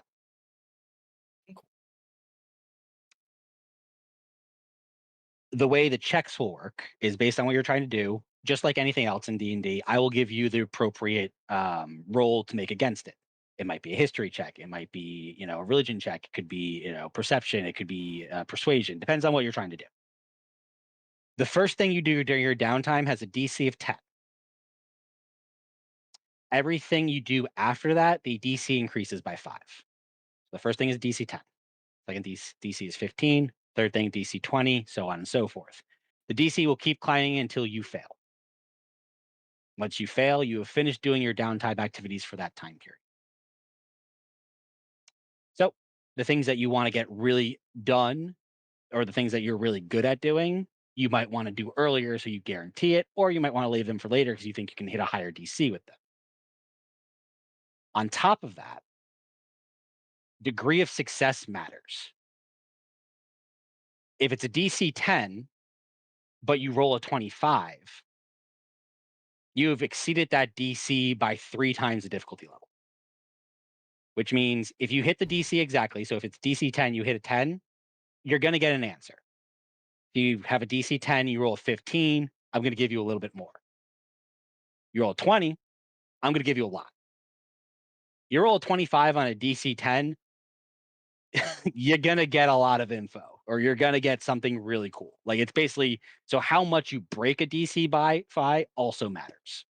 Because you might want to try to like super dump something that you're really good at your low DC, so you get the most out of that. So there's some wiggle room of how you order the things you're doing. So if you look at the top of the chart, you'll notice those are all of your different abilities that are listed on everybody's character sheet, things like acrobatics, animal handling, so on and so forth. At the bottom, past everything, you'll see languages and tools. So these ones work a little bit differently. These are usually going to be the last thing you're going to try to do during your downtime, assuming you've succeeded on everything that you've wanted to do that downtime. So if you're trying to gain proficiency in a skill you don't have proficiency in, you can train it. So if you're trying to work on your acrobatics, you're out in the fields, kind of like, working on your agility and moving through courses and things like that. If you're doing your, working on your deception, you're working on your ability to lie, your ability to, conceal your emotions and your intention. The way these stats work are they start at a DC 40. Every time you attempt it and don't hit the DC, it decreases by 1. So if you try at the end of your downtime to go, oh, I want to try to get my acrobatics or my stealth higher. You try to make a stealth check. Did you hit the DC 40? I hate to break it to you. Very few of you, if you're not proficient in it, are going to hit a DC 40. That's going to be your failure point, but you then move that DC down to 39 for the next time you're in downtime. And that keeps going down every time you try it. During You any need to hire a particular bar. Sorry. Yeah.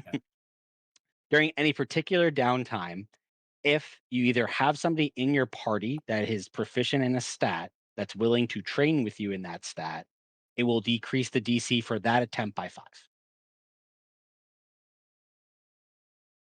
not a permanent decrease, but it's a decrease for that attempt. So let's say you want to get better at stealth. You know that Valir is proficient in stealth. And Saishori, you go, Valir, I really want to try to get better at like moving quietly to help with the party. Valir says, yeah, sure, I will help you. Your DC is, instead of being a 40, is a 35.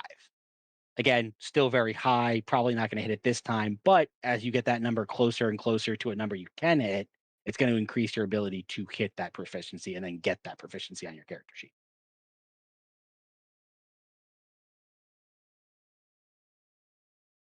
So if we train Now, with my somebody, question is, if someone's helping you, like say me and Valir are helping each other, Yes. does Valir's go down 1 as well for assisting No. me or no? So basically, the only way they can help you is if they already are proficient in the skill, so it wouldn't matter for them. Gotcha. That's why they're able to help you, is because they're proficient in the skill. How would that work though if I want to teach someone intimidation? So Or if somebody is looking to better their intimidation, they basically just, the way it would work, cutscene wise, is one of them, if Ravi's trying to get better at intimidating people, he would go, hey, Seven, you're a pretty intimidating motherfucker. Can you teach me how to hold myself to that? And the idea would be you're training him to, be a little bit more aggressive, stand taller, and then you would help him by decreasing that DC for him to try to make it. Okay. Mhm. And again, early on, he's probably going to fail. And that's kind of the point of training and getting better at something. It's not meant to be easy. It's meant to be built over time. Right. Does the DC change if they come to me and I have expertise in one of them? Or is it still the Does same not number? currently. It's still just a -5. Yep. All right. Sweet. Yeah, similar can be said for things like languages. Like if somebody knows a language that you don't know, you can help train them in that language. It'll also decrease that DC by 5. You'll notice for languages and tools, that starts at a 50. Those are Yeah. much harder processes to learn over time, but are doable. All right. And because you get the permanent you said that, right, Roach? The permanent decrease by 1 if you fail? Correct. Yeah. So like let's say, guys, you've succeeded. This is the risk reward. If you succeeded on a few downtime activities, and your next one is like a 20 or 25, and you're like, I'm probably not going to make that. You could just say, oh, well, for this one, now I'm going to try to do better at stealth, like he said. And then it's like, oh, okay.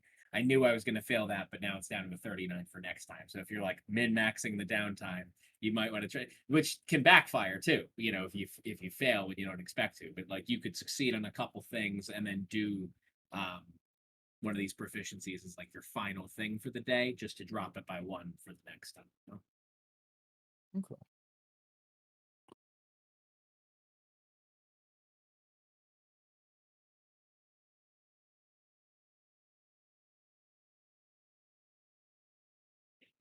It's not bad at all. Yeah. Like I said, it rewards you all for thinking outside the box, telling me kind of encourages you to like, oh, I'm going to try this, I'm going to try that, but also gives them hard numbers that you can hit for.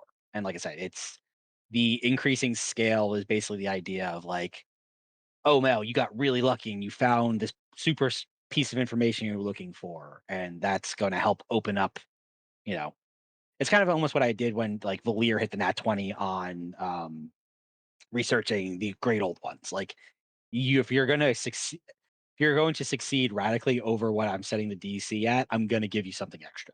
I'm going to give you something a little bit more based on the role. What if we're already proficient in something and we want to train that to like go for expertise? Is that a thing? Expertise at this time, no. Okay. Just gaining new proficiencies. Expertise is something that is held for certain classes. I try to keep that secret.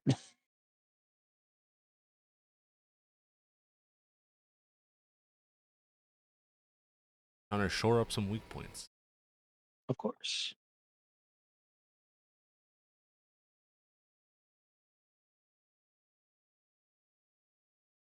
All right. But yeah, and then for the sake of this, it is 10:30. We can talk this out a little bit more, and you guys can think about this, and we can start this actual downtime period if this is the way you choose to go next time. But this is more so now that you've kind of been introduced to it. This is your time. Ask me questions. Feel free to like spitball, like, well, what if I wanted to do this? And I can kind of give you a rough idea what that would be. All right.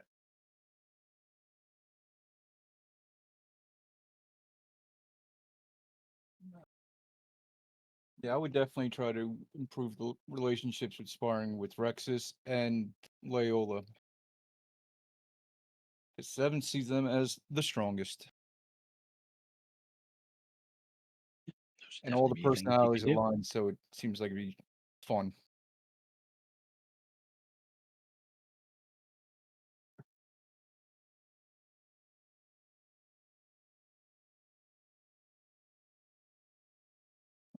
And then to track those with successes, no, I can just mark near them. So for things that are on like that bottom part, Yeah. those are mostly things that are going to have either immediately successful like information or like cutscenes or things like that, Yeah. or it's going to be things that I'm going to mark like for something like you just said, like talking to Rexus or talking to Leola. Based on how you do on those, that's going to change like in my notes section, essentially like disposition for Rexus towards Seven, things Yeah. like that. I'll ask one just to get us started too with some of this. So Roach, with since I've already talked about the mechanism with Yep. this whole bit, so would the design and manufacture, would this be two separate processes? I think the success rate will determine what that is. If it's a DC 10 and you hit it, that'll depend on how much progress you make on the design and execution, I would say. So if you hit like a 30 on a DC 10, you might get a bunch of progress done in 2 weeks on the actual design and the making of it, something like that. I see. So it'll all be looped in. So I guess Yep. the question is, do I have to wait on this because Suji's not back yet, or it's like the whole idea of I'd be starting the design and I'd be taking, and then also am Yeah. I taking Suji's downtime with this? You never affect somebody else's downtime, even though you're rolling for something and you might need someone's assistance, you're never going to affect their downtime. Just think of it almost like you're all in the same town. You're not with each other 24/7. You stop it and you check with each other, like, oh, I'm working on this project. Can I take a couple hours of your day, on day 3 Yeah. type deal? So never feel like you have to do things together. If there's something you want to work on something with, then you can pull them into your cutscene almost is the idea. That's right. Okay. Um, well, I mean, I'd be fine getting it started to show people how this is going to go. I don't know if I have all my downtime ideas, but who knows? The first one could go bad. But True. it would. And It's the most important thing. So just explaining my reasoning to everyone, it's the most important thing we're going to be doing, in my opinion, is just making sure that we have a mechanism to keep this thing safe and properly hidden. So I'm going to do that first so that I have the lowest DC requirement for success and the highest chance of rolling over and doing the best job possible. also, to everyone's note, this isn't I'm gonna go to you one at a time and be like, Brad, I need you to do all your downtime things right now. This is definitely free form. Feel free to, like, if you have an idea, be like, I want to do this. Okay, that's my first thing. Come back to me, do somebody else's other things, and then come back to me when I have my next idea. Like, you can kind of play off each other. Like, if you know Ravi does researching on a particular topic and it does a radical success on it that leads to another question, he might not want to follow up on it. But Valir, you might go, oh, well, based on Ravi's research, I'm going to go look at this other thing, and that's going to be my downtime activity. So, like, you can, doesn't have to be all at once. You guys can bounce around. Just keep track of where you're at with your DC checks for that round. So if you're on your DC 15, just know that that's your next check, essentially. Okay. Makes sense. Yeah, so my first task is going to be design the manufacture of the mechanism to control, protect, and unload the tapestry safely.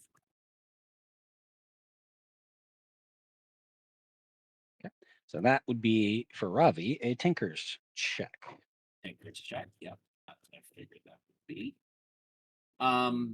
My other question is for that, and I know that this is over the nature of days, but either through Tinker's help or essentially spamming my own enhance abilities throughout the day, would I be able to give myself advantage?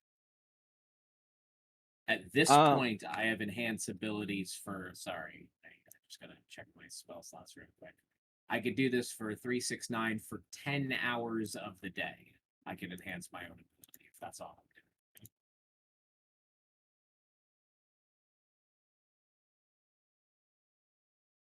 so I would say for you, and this again can get into the politicking of downtime.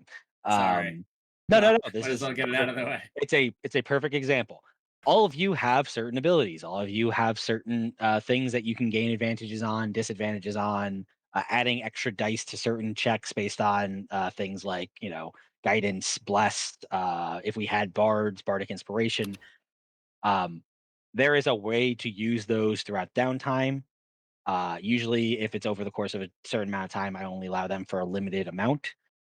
So in your case, Ravi, you have two different ways of adding advantage to certain things. Oh, that's You have right. There's the thinkers, same thing you said with like the bards, the other campaign, where I have inspiration, but I get to use one usage of that. correct. So you have Uh, thinkers help, and you have the ability to use enhance ability. I would say, for the sake of this, those two things can either be applied to you or anybody in the party for a check, for one check during this downtime. So you have two different instances of giving advantage to somebody for their checks. okay. Well, I'm obviously going to save one of those. It doesn't necessarily have to be for myself. If one of you is doing something particularly important, um, I will enhance your ability for those purposes. But I'm going to burn one of those advantages on this. So that's a DC to start. That's a DC 10 Tinker's Tools checks, Yes. right? Okay. And then that'll be, so then that's sheet. So yeah, I will say then, just to give you all kind of an idea based on that kind of same thinking, Vinteth, Zoth can give one person the help action, essentially advantage on one of these checks throughout the course of the downtime. Saishori, Draconis can give advantage to one person during one of these checks during downtime.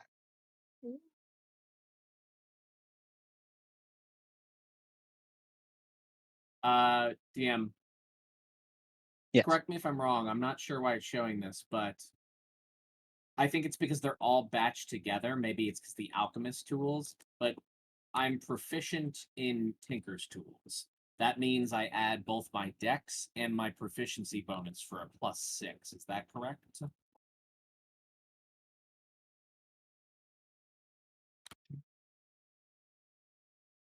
Because on my sheet it shows +3. I don't know if I could probably just manually edit that. I'm just gonna edit it to 6 if that's okay. I think I just realized I could do that. So Yeah, it should oh wait, be. can I edit it? Maybe it won't let me actually do that. Hold on.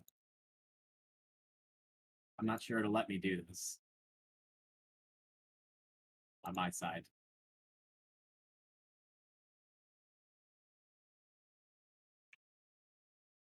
Why doesn't it? Okay, well then I put dex and it makes it a +9, and that's also definitely not correct.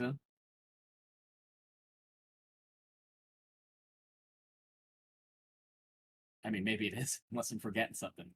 I'm not sure, Rochi. Now I'm doubting myself on this one. I thought if it's a dex stat, it would just add my modifier and then proficiency. I don't know where the software is getting the +9 out of this. So. That is a good question. Yeah, no, it's yeah. Tinker's tools should just be D20 plus Dex plus proficiency, so it should be +6. Roll D20 plus Okay. 6. That's fine. Oh, there we go. I found an override. Okay, there we go. I just overrode it and wrote in the 6. We are good. Holy shit. All right. First one. Okay. Second. Is it worth? Oh wait, I guess that's another one, right? If I use one of my, or can't I? Because these are. Do I get one use of my own rerolls or no?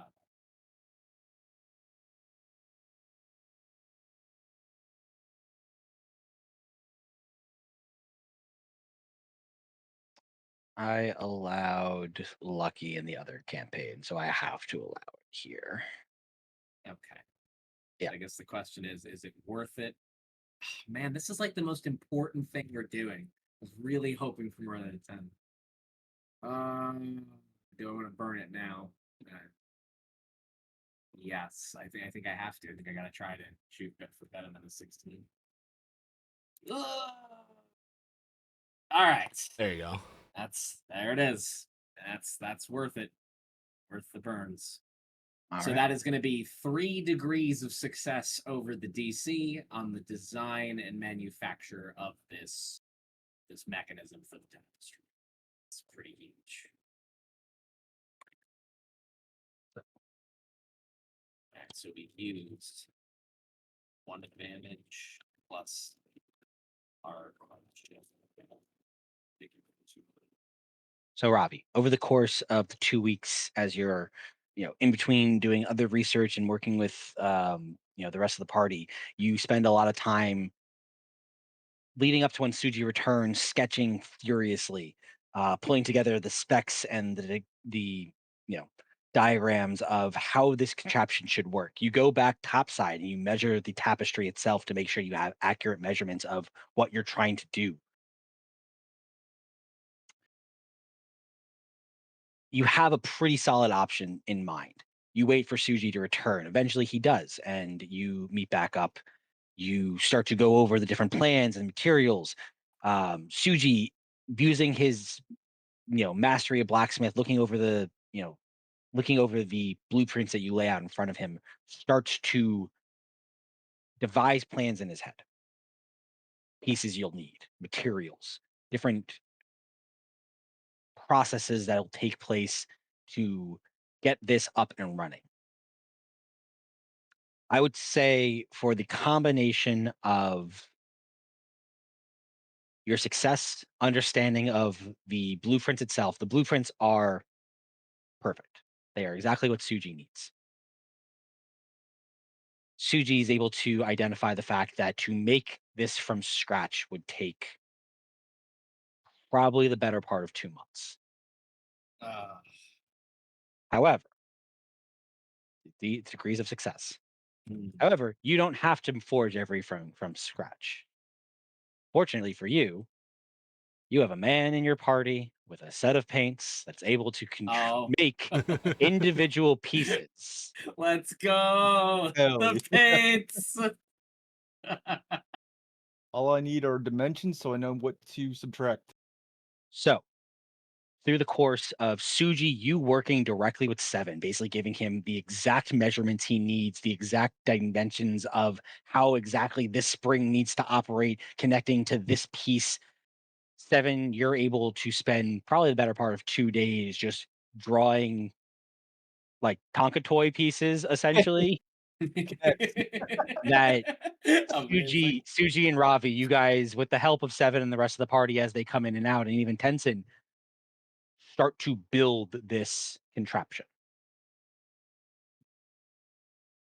to the point that at the end of 2 weeks, you have not tested it on the tapestry itself, but using the exact same cut size of other workings of parchments and tapestries, a functioning piece of equipment.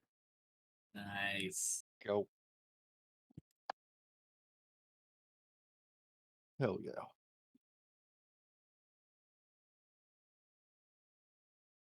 That's pretty sick. Yeah. Yeah. And that's what you get for exceeding by 3 difficulty classes. Mhm. Yeah. Exactly what we were hoping for. Oof. I have the number written down. Fingers crossed on that reason. And can I just go what 75 square feet, 100 square feet in total did I use then? I will give you the exact dimensions after the session, Okay. but it's a sizable amount, but not enough that it like super dips into your Yeah. plethora of paints. Um, but enough. Yeah, that's fine. So yeah, there's your example, everyone. And so if I wanted to do another activity right now, my next DC to hit would be 15, Okay.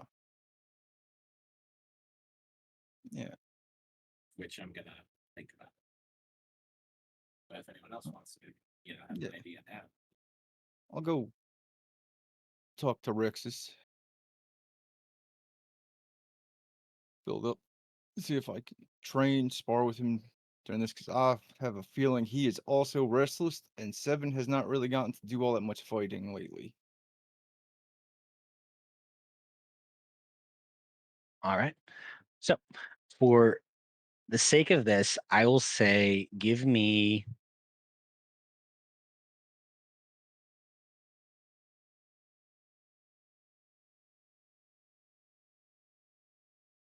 talking to Rexus, getting him to spar. I will say I will make this either a persuasion check or because it's Rexus specifically and you sent the word spar, I'll give you an athletics check. Oh, I'm definitely going with athletics. 23. All right. Yeah.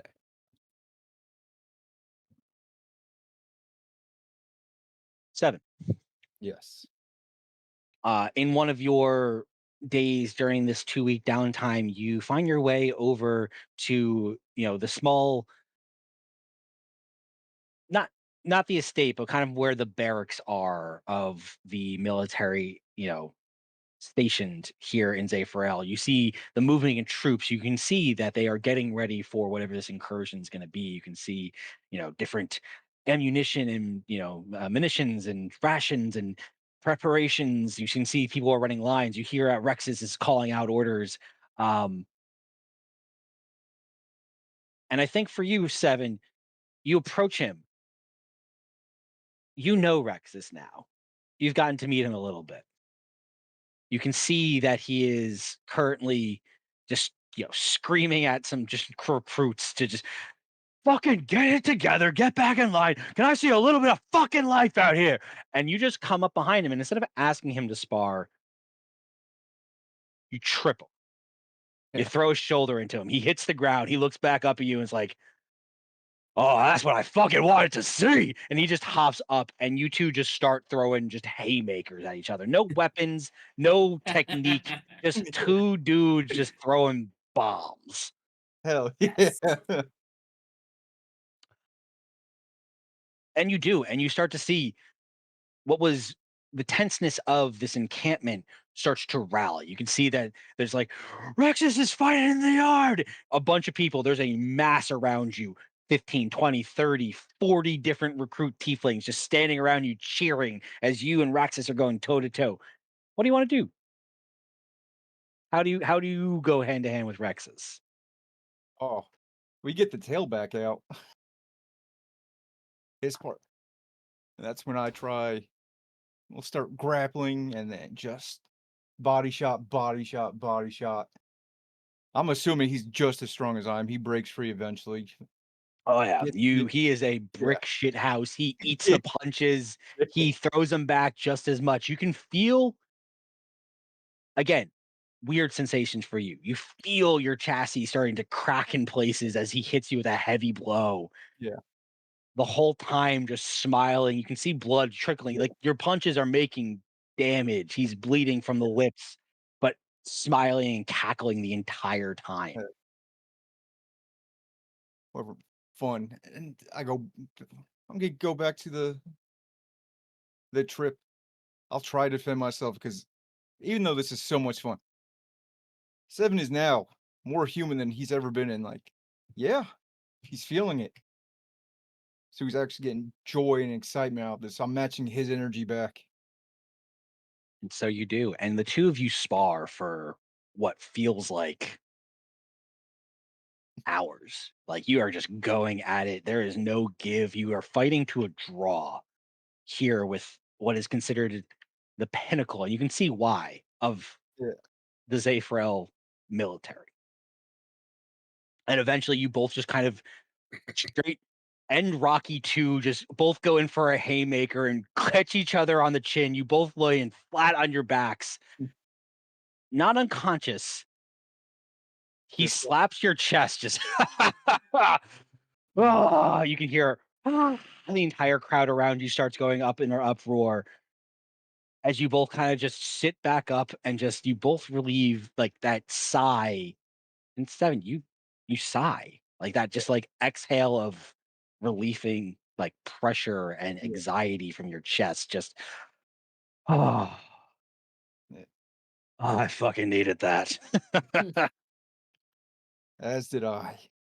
Just getting up, just shaking, cracking, rolling the shoulders, just oh He springs up, offers you a hand, grabs you yeah, by the forearm, just rips you up into like that like half hug, just yeah, that goodness right there.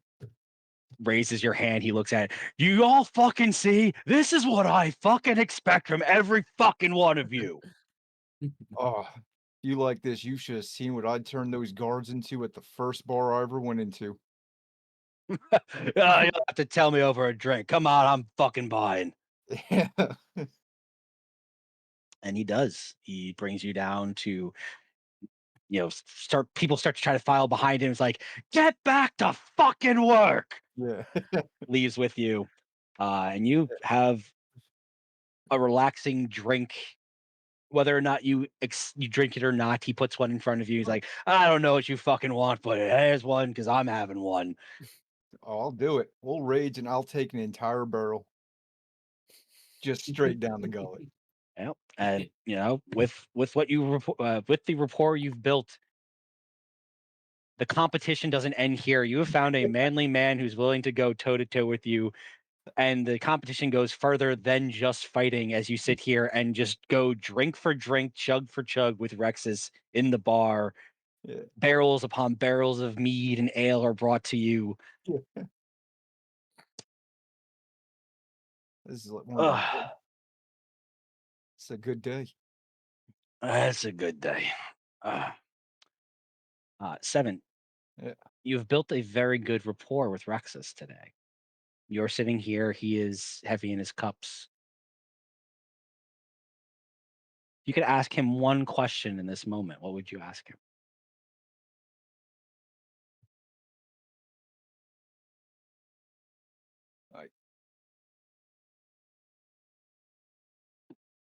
Damn, I didn't think this far ahead.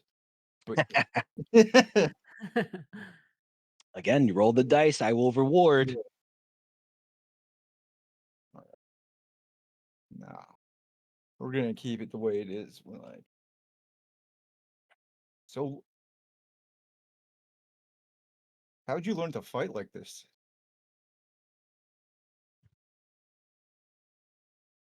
Ugh. Well, it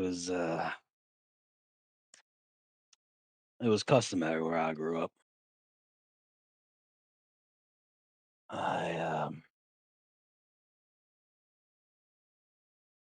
I guess you could say I had the shortest journey to go. I was born here in the wastes, one of the nomadic tribes of Goliath.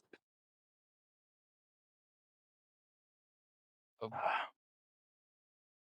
Strength is revered when you're built to fight and live off of the desolate wasteland that is this fucking place. Uh, but in a place full of oddities, once you start growing horns and tail, you think you have to fight a little bit harder. I can relate to that.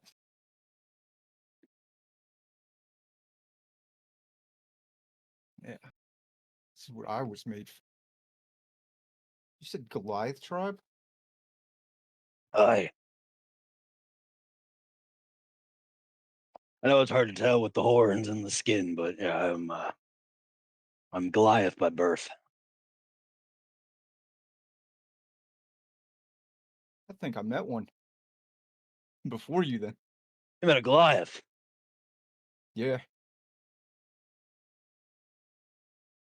Not exactly not as rare as tieflings, but they tend to keep to themselves. he was in a circus. In a fucking circus. Oh, yeah, yeah, yeah. You know, by that big hole. Up a fucking crater out there. Yeah. What the fuck is a circus doing in the middle of fucking nowhere? I don't know, but just looking at him, I knew he was impressive, and we clicked like we did now. But our fight did not end the same.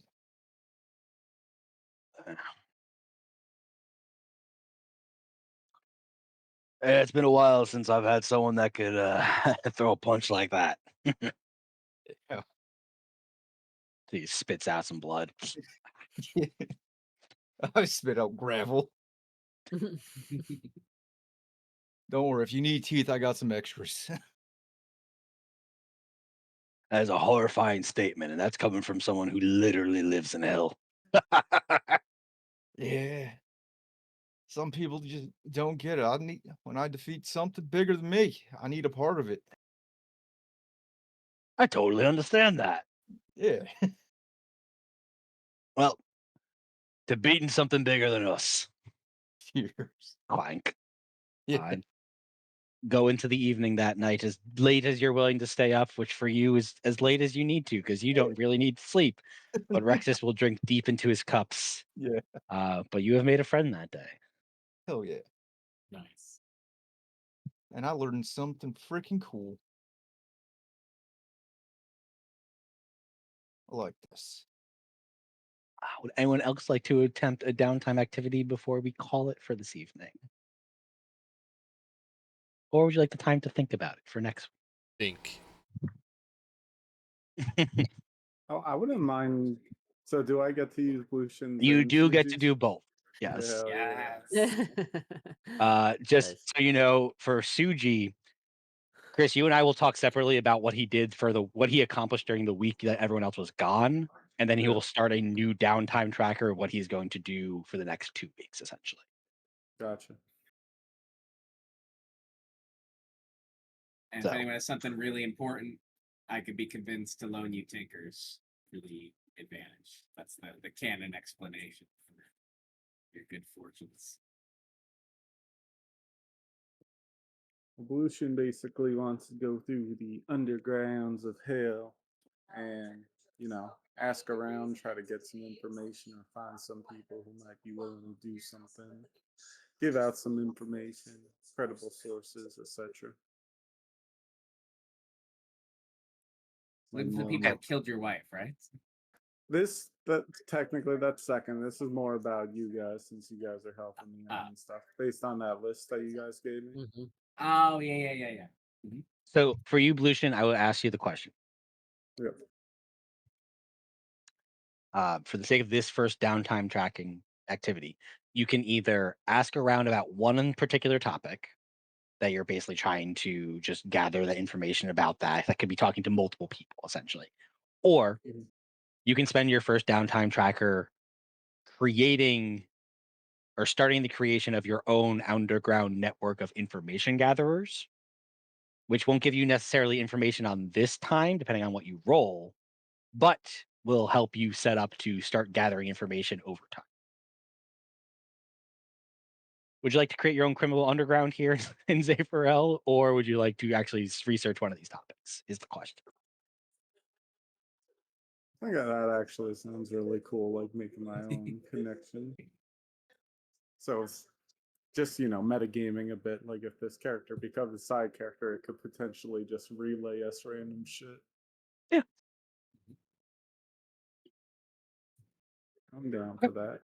Cool. So if you're going to do that, I would like this is going to be a persuasion check. This is your ability to talk to the right people, grease the right palms, and start to gather people behind you to create this information network, essentially.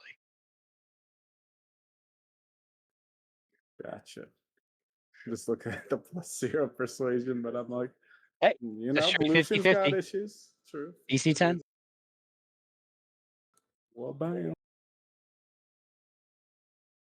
Hey, dude, No! I don't. Come I can't stand on! these rollers because it's literally on 19 Aw. and then it rolls over to a 9. Oh, it's so Ugh. sad. I mean, Mhm. again, you don't have to use the digital dice. I trust y'all if you want to use your own, man. I don't.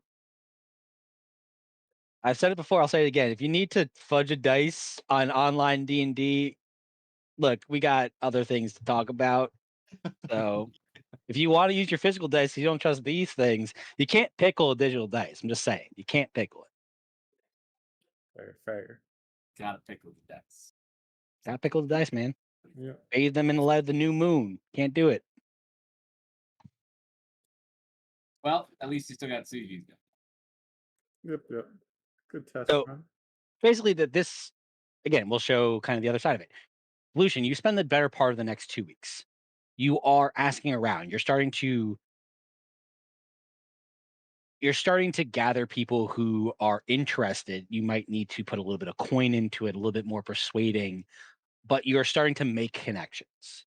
You don't have the information network set up yet, but the seeds have been planted. People learning my name. Yeah, people Starting to know to know look for about you. stuff. That's the other thing. We fail upward here, boys and girls. Like, we don't necessarily, just because you fail on your first try doesn't mean you get nothing out of it. Ask Rick.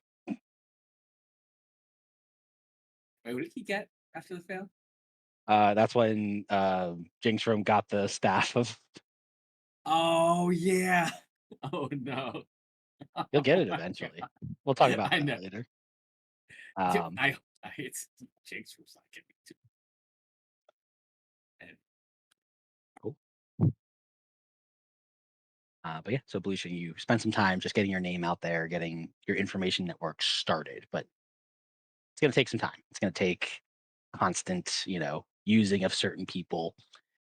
You get some ideas and feelers out there for contacts for what you think might be useful for like certain information, certain like leads on like getting some things that might not be easily attainable on the open market, but not to a point where you can get it readily. But you have ideas of where you can go for it.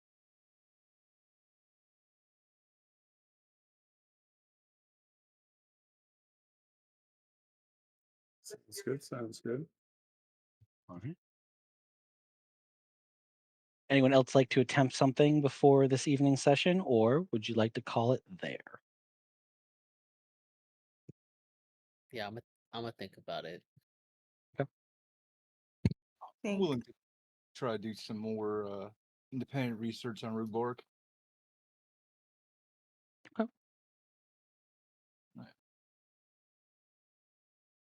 Give me a religion or history check.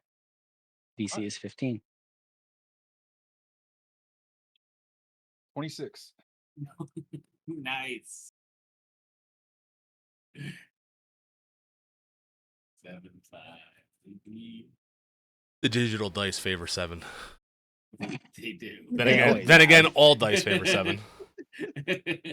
Yeah, but usually, yeah, I don't know. It's just when I really need something, they work. I'm just like, I fail spectacularly, and then I still win. Yeah. Yeah. Yeah, guys, if you haven't been clued in, I didn't pick the time mage because I wanted to be cool time traveler guides because I need the rerolls. I need to. It was that's 7. I appreciate the fact that you just do whatever you like. Yeah. We got rid of that old programming.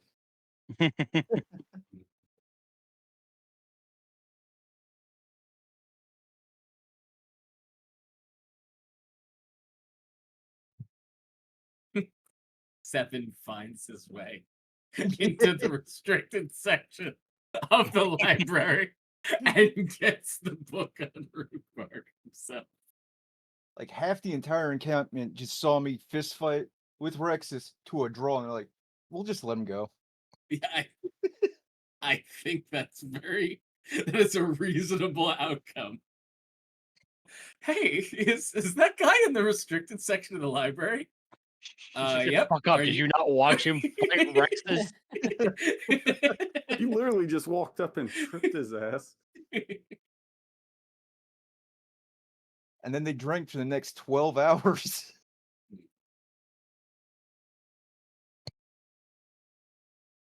All right.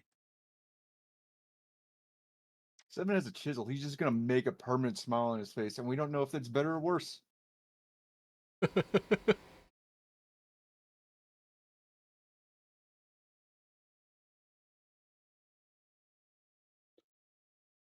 All right.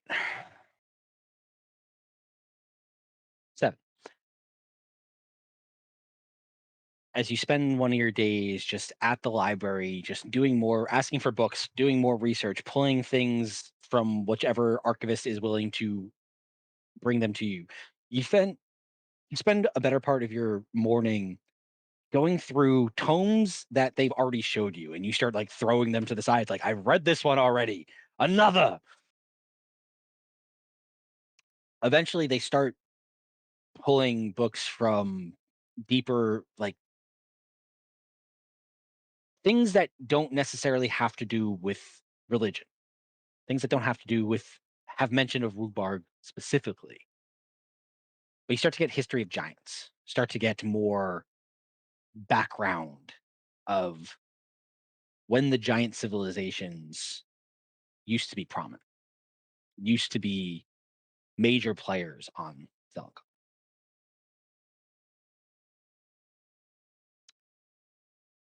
It speaks of great strongholds of the different races of giants, and you can see again the different breakdowns: fire giants, ice giants, or frost giants, hill, cloud, storm.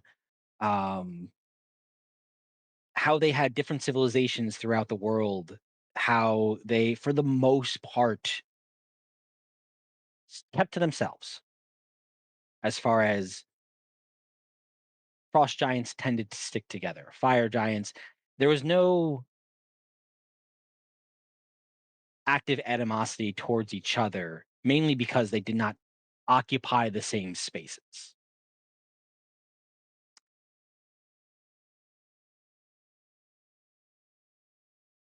As you start to read through more and more of the history of giants and where they were from, and that the fact they were this race of people that, while they don't hold any claim directly to each other, if a fire giant civilization was in trouble, a frost giant civilization isn't going to drop what they're doing to go protect them.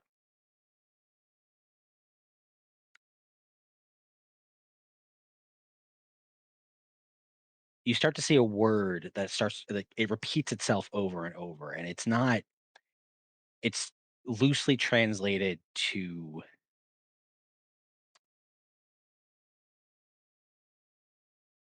strength of honor, is the best translation into common that you can get for this giant phrase. Strength of honor. Strength of honor.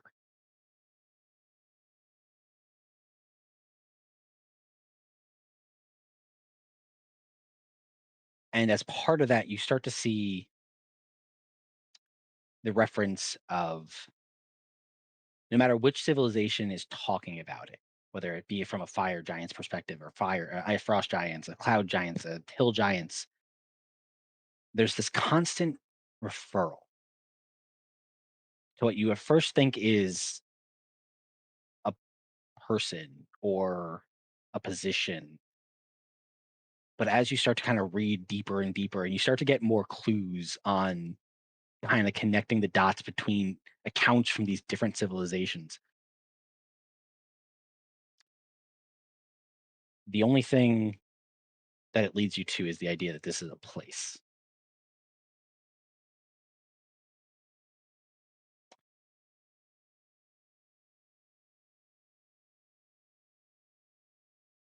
And as you start to realize and research this as a place, this term, Starhold, Starhold, Starhold, it's repeated over and over and over again. You finally look it up in a different text because you use that as your kind of jumping off point, and you find it. Starhold, a city in the clouds,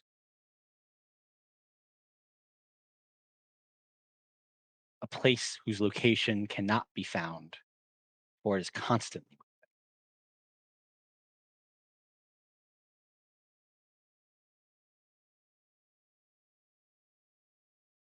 It's a rough translation after that, but the combination of words roughly can be interpreted as the city of Giant.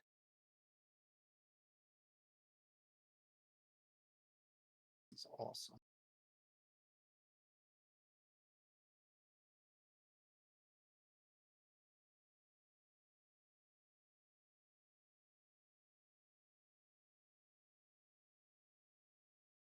And that's what you get. Find out more next time. Hell yeah. But take the week, think about it, send me ideas. If you have things that you're not sure about how to ask, shoot them my way. We'll work them out. This is your first time working with this tracker, so it's gonna gets easier over time as you start to see it, actually taking shape. Yeah. Sounds good.